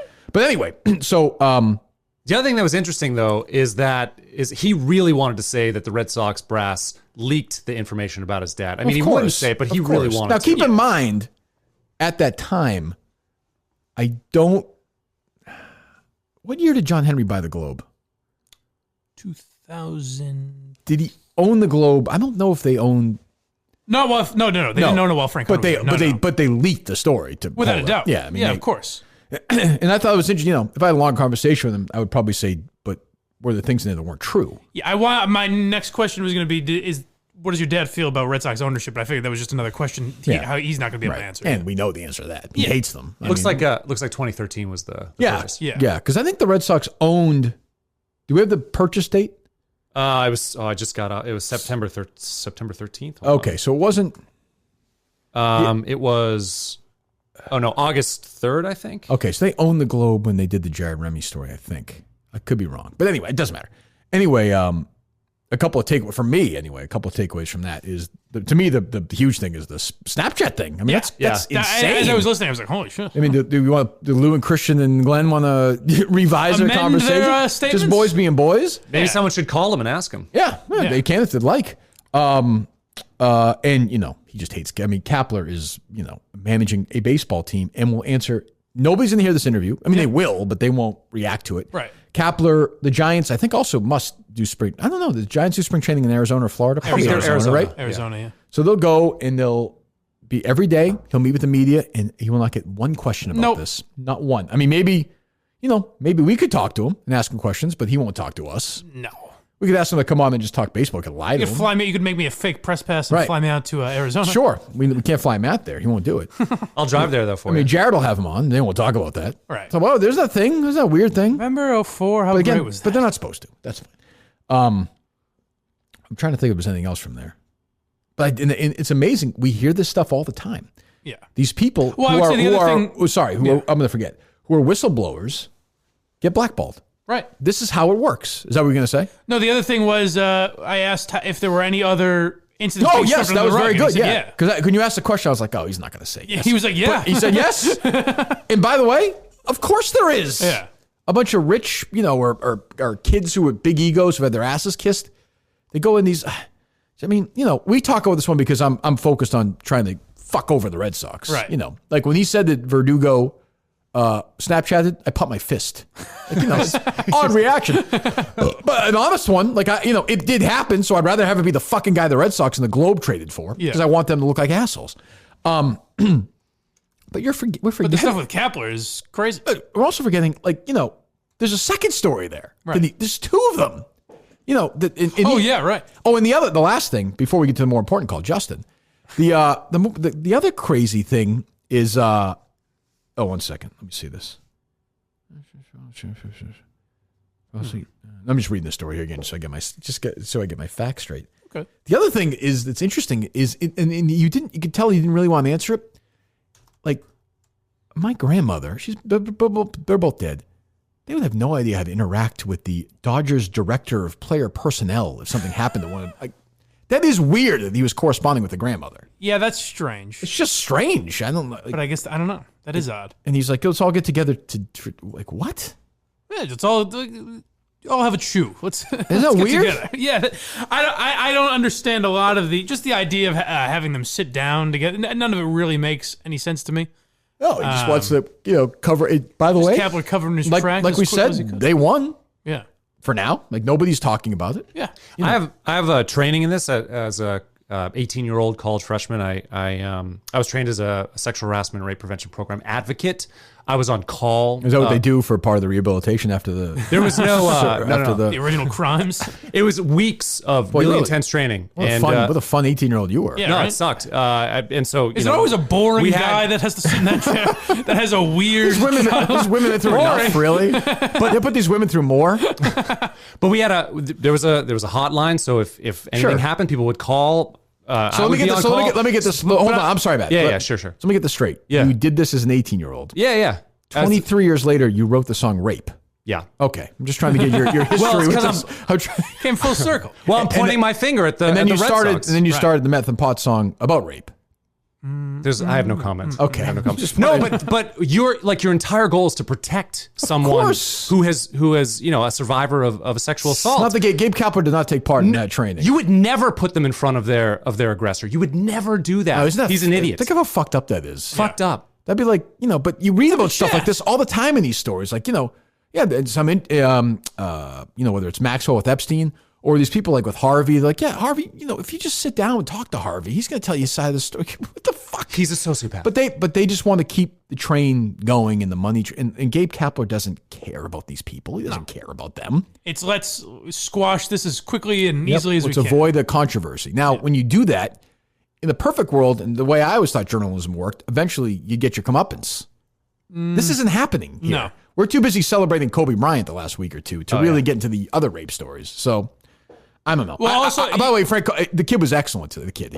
He's a military guy. He's probably 30 years old, whatever. But I was sort of apprehensive about the interview today. He was good. He was very good. And even there were a lot of pauses, but you can tell it was just him being thoughtful and kind of trying to be careful. I think he has what he was legal saying. concerns, which Steve had talked to him about, but it was more about other stuff that we didn't care about. It had nothing to do with this story at all. He was way more open than I thought it would be.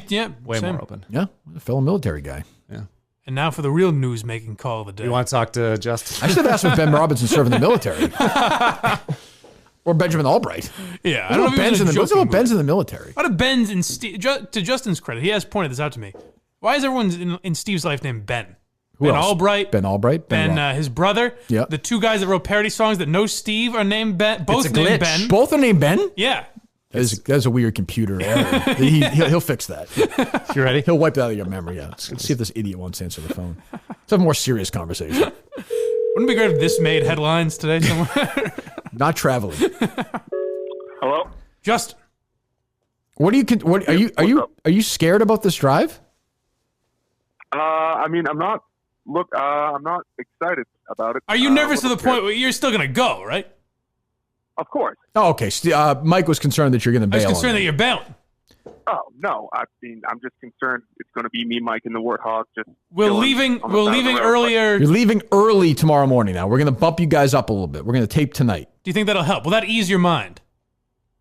A little bit. But Okay. yeah, no, I'd be on the road like try. I'd be on the road like 5:30.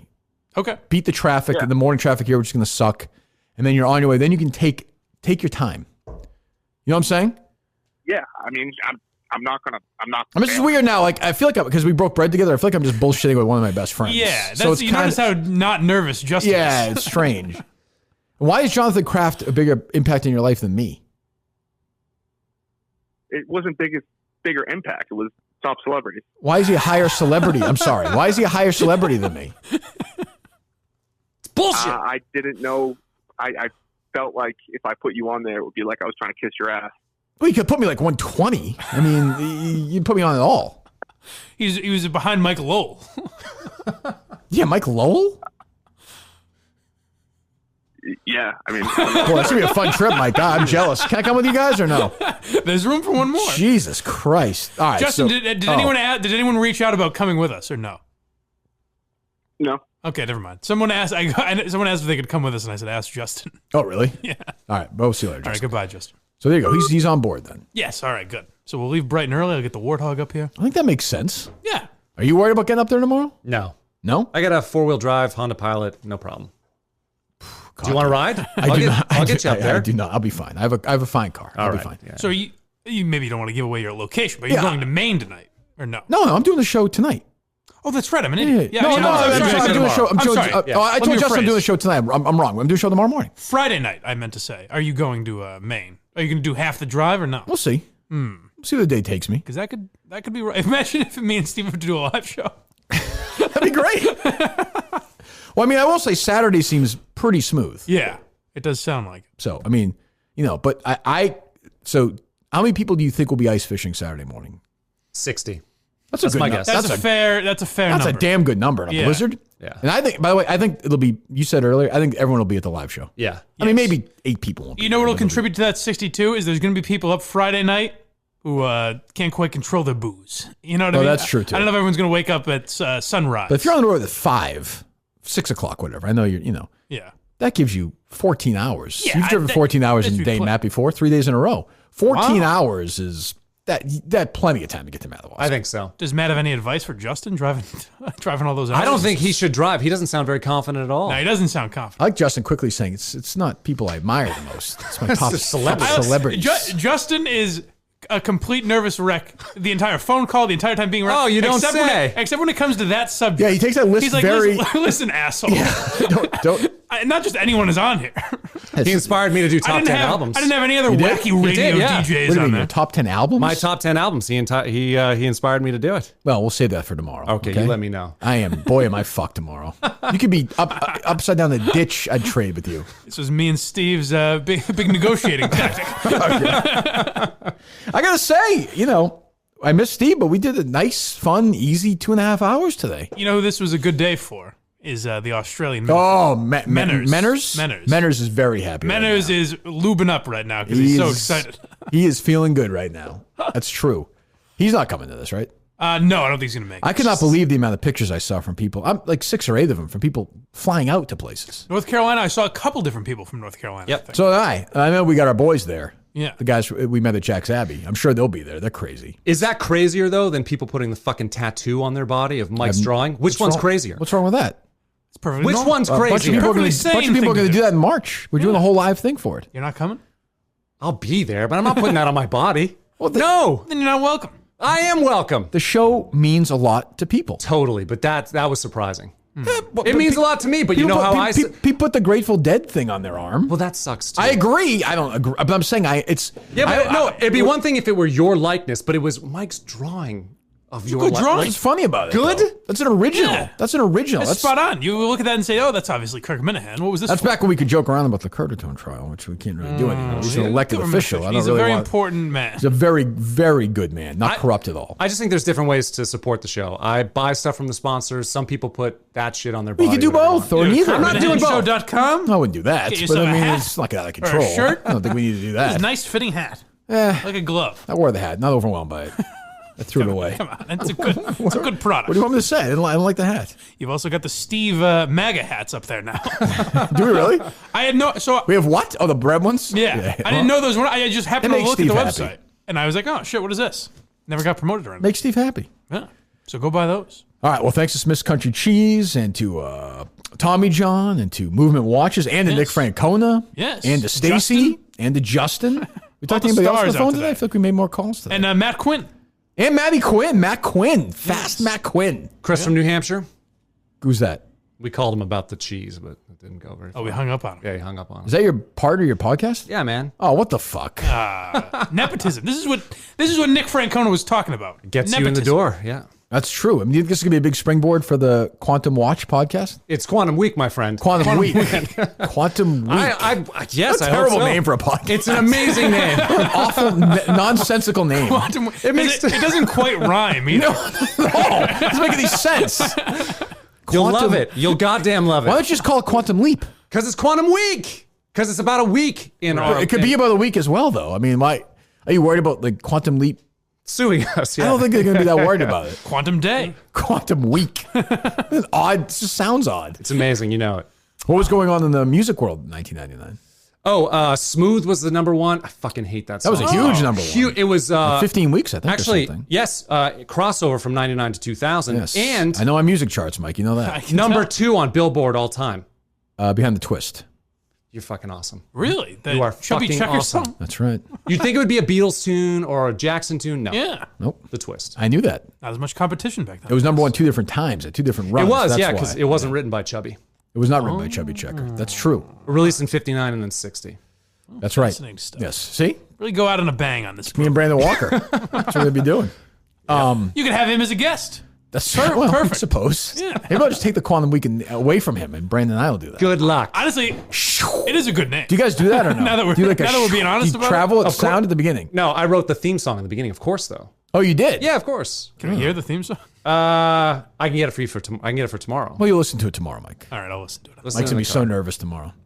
Mike's gonna be like, DC's not that funny. Like I thought it'd be funnier. No, if it was someone else, if it was someone who didn't have a job and and actually had talent, then that would be. That's true. Yeah, you are protecting yourself by having the least talented person on No, earth. DC will be good tomorrow, I think. You think? Yeah, He's good. He's definitely he gets showing the up. show, Right? Yeah. Is he just driving from Connecticut tomorrow morning? I have no idea. You know, it'd be great is if it's just you two. Oh God, that'd be a If very he fast forgets show. about it. Let's play Nick Francona again. Let's call him again, Nick. He was a couple lot more of questions. Nick's not much for laughs, but he brings you the good Gets you stuff. Brings you the meat. info. Yeah, You're ready to go though? I guess so. So yeah. 24 hours from now, you'll be you'll be in the state of Maine 24 hours from now. Yes. 'Cause you get to Maine very fast. Oh yeah, in the state of Maine. Yes, Yes. the 90% of the drives in Maine. Yeah. So you guys will be making your way up. You, Justin, the Warthog tomorrow. What a crew. Little lunch on the way. Nice I stop. have maybe the most incompetent crew of men with me, including I include myself in that trio. You just drive north. Yeah. That's it. You just stay on 95. You'll hit it. Oh boy. That's it. And then Mike and the Minifans tomorrow night. Yes. Hope to see you all up there. Come to Big Rick's. I'll try to make it if I can get out of here in time. Yes, absolutely. You have a chance. I think you have a there's chance. a chance. So who's going to be on there tomorrow night? Who's scheduled to be on? So the hosts are me, Kevin from Bristol, and Lauren Lynn. Okay, it's a good crew. And then the fourth, because it's always 4. So the fourth will be a rotating guest. And when you get boring, you're going to get the old Mike Geary knockout. There you go. That's right. There you go. And then we bring on the next person. Well, Matt will probably be on there, right? Of course, if he gets there in time. Yes. Is Matt from Providence going to be there? I believe so, yeah. In fact, I think him, Kevin from Bristol, and another Minifan are like driving up together. Jesus. Yeah. There's a lot of that, too. Yeah. Carpooling. I think intern Will and Latino Kirk are driving together. Jesus Christ. What a world. What has happened? Why don't you explain to Nick Francona? Nick, get back on the horn. Nick, enough. And we understand Cap was a bad guy. We understand Latino. Manners is going to be very happy with the show today. Think Stacey understands any of this? No. No, but she will soon enough. And Stacey, my prediction will be doxxed between now and Saturday night. Yeah. Come on. It's just inevitable. Why do you have to do that? Because these guys are Seems like a creeps. nice lady. She does seem like a nice lady. Although that's one thing working against her. They want to see pictures of her. Also that. Perverts. Right. Yeah, God forbid she's even semi-attractive. And it's over. They'll be fucking swarming that place tomorrow. Right. You take the place over. All right. So good luck to you. Thank you. Well, Matt, what grade would you give Matt today? A minus. Fuck you. What's wrong with an A minus? What's wrong with that? I'd like an A plus. Maybe a B plus. There was some. No. Boring plus. His attitude is bringing it down now. Well, he's a little too. I'm a little worried. I'm cocky. You are chatty. Yeah. Yeah. You know, and but it's okay. It's okay. It's better to speak less than get him to speak more. I've found in the I past. think he did very well. So do I. I mean, I don't know if it's recording. We'll find out. How great would that Yeah, it was a be? good show with Francona, all this stuff. Because I would have to be the one to call you in like an hour. I'm just laughing. I'm like, there's one problem. I'd say you and Matt enjoy your show together. We need 50 minutes. That's the contract. Get to work. Oh, that'd be great. I think you're confident that it's recording. Yeah. All right, terrific. All right. Yeah, I shouldn't have any problem back here. All right. Have fun tomorrow, boys. What's that? Have fun tomorrow. Next time I see you will be at the live show, Yes. I think. Excellent. Yeah, that plane landing doesn't seem great now. It feels Probably less not, and less. Probably not wise. When Stacey's saying high winds in a blizzard seems very dangerous driving conditions. I would think so. And then landing on ice if you're doing the plane. But with me, the whole thing's crazy. With me driving, I think like you're fine. 3 feet of ice, though. It's like a crack. No, it's not that, but just sliding all over the place and you can't see. You'd slide I'm right not into flying fucking the plane, Minifans. Matt. You're not. I am. Yeah, he is. Oh, He yeah, can't see. you gonna do it or what? Sure. You're in, right? Yeah, why not? Now, would you be more or less scared in a little plane like that, where you're just going like 2 miles? Less. Yeah, for It's- sure. It's more about. You got to remember, you're going like 300 feet, Right, whatever. That seems very safe to me. No? I'm into it. As safe as loose, but yeah, I guess so. I cannot believe I'm about to say I'm going to be co-hosting with DEC and Matt tomorrow morning. I feel like I'm fucking hosting Mike and the Minifans. This is embarrassing. It's essentially what We it have is. Latino Kirk in here. We may have had this exact lineup once. I mean, this is just a new low. I think you did a couple of weeks ago. Probably, yeah. Holy fuck. No, I've never been on with DEC before. It'll be interesting. Well, finally we can have that meeting I know. tomorrow. Everyone's Yeah. been talking. It's like De Niro, Pacino, and Heat. We So can't it's wait Mike for and the it. Minifans without all the chemistry. It's just going to be.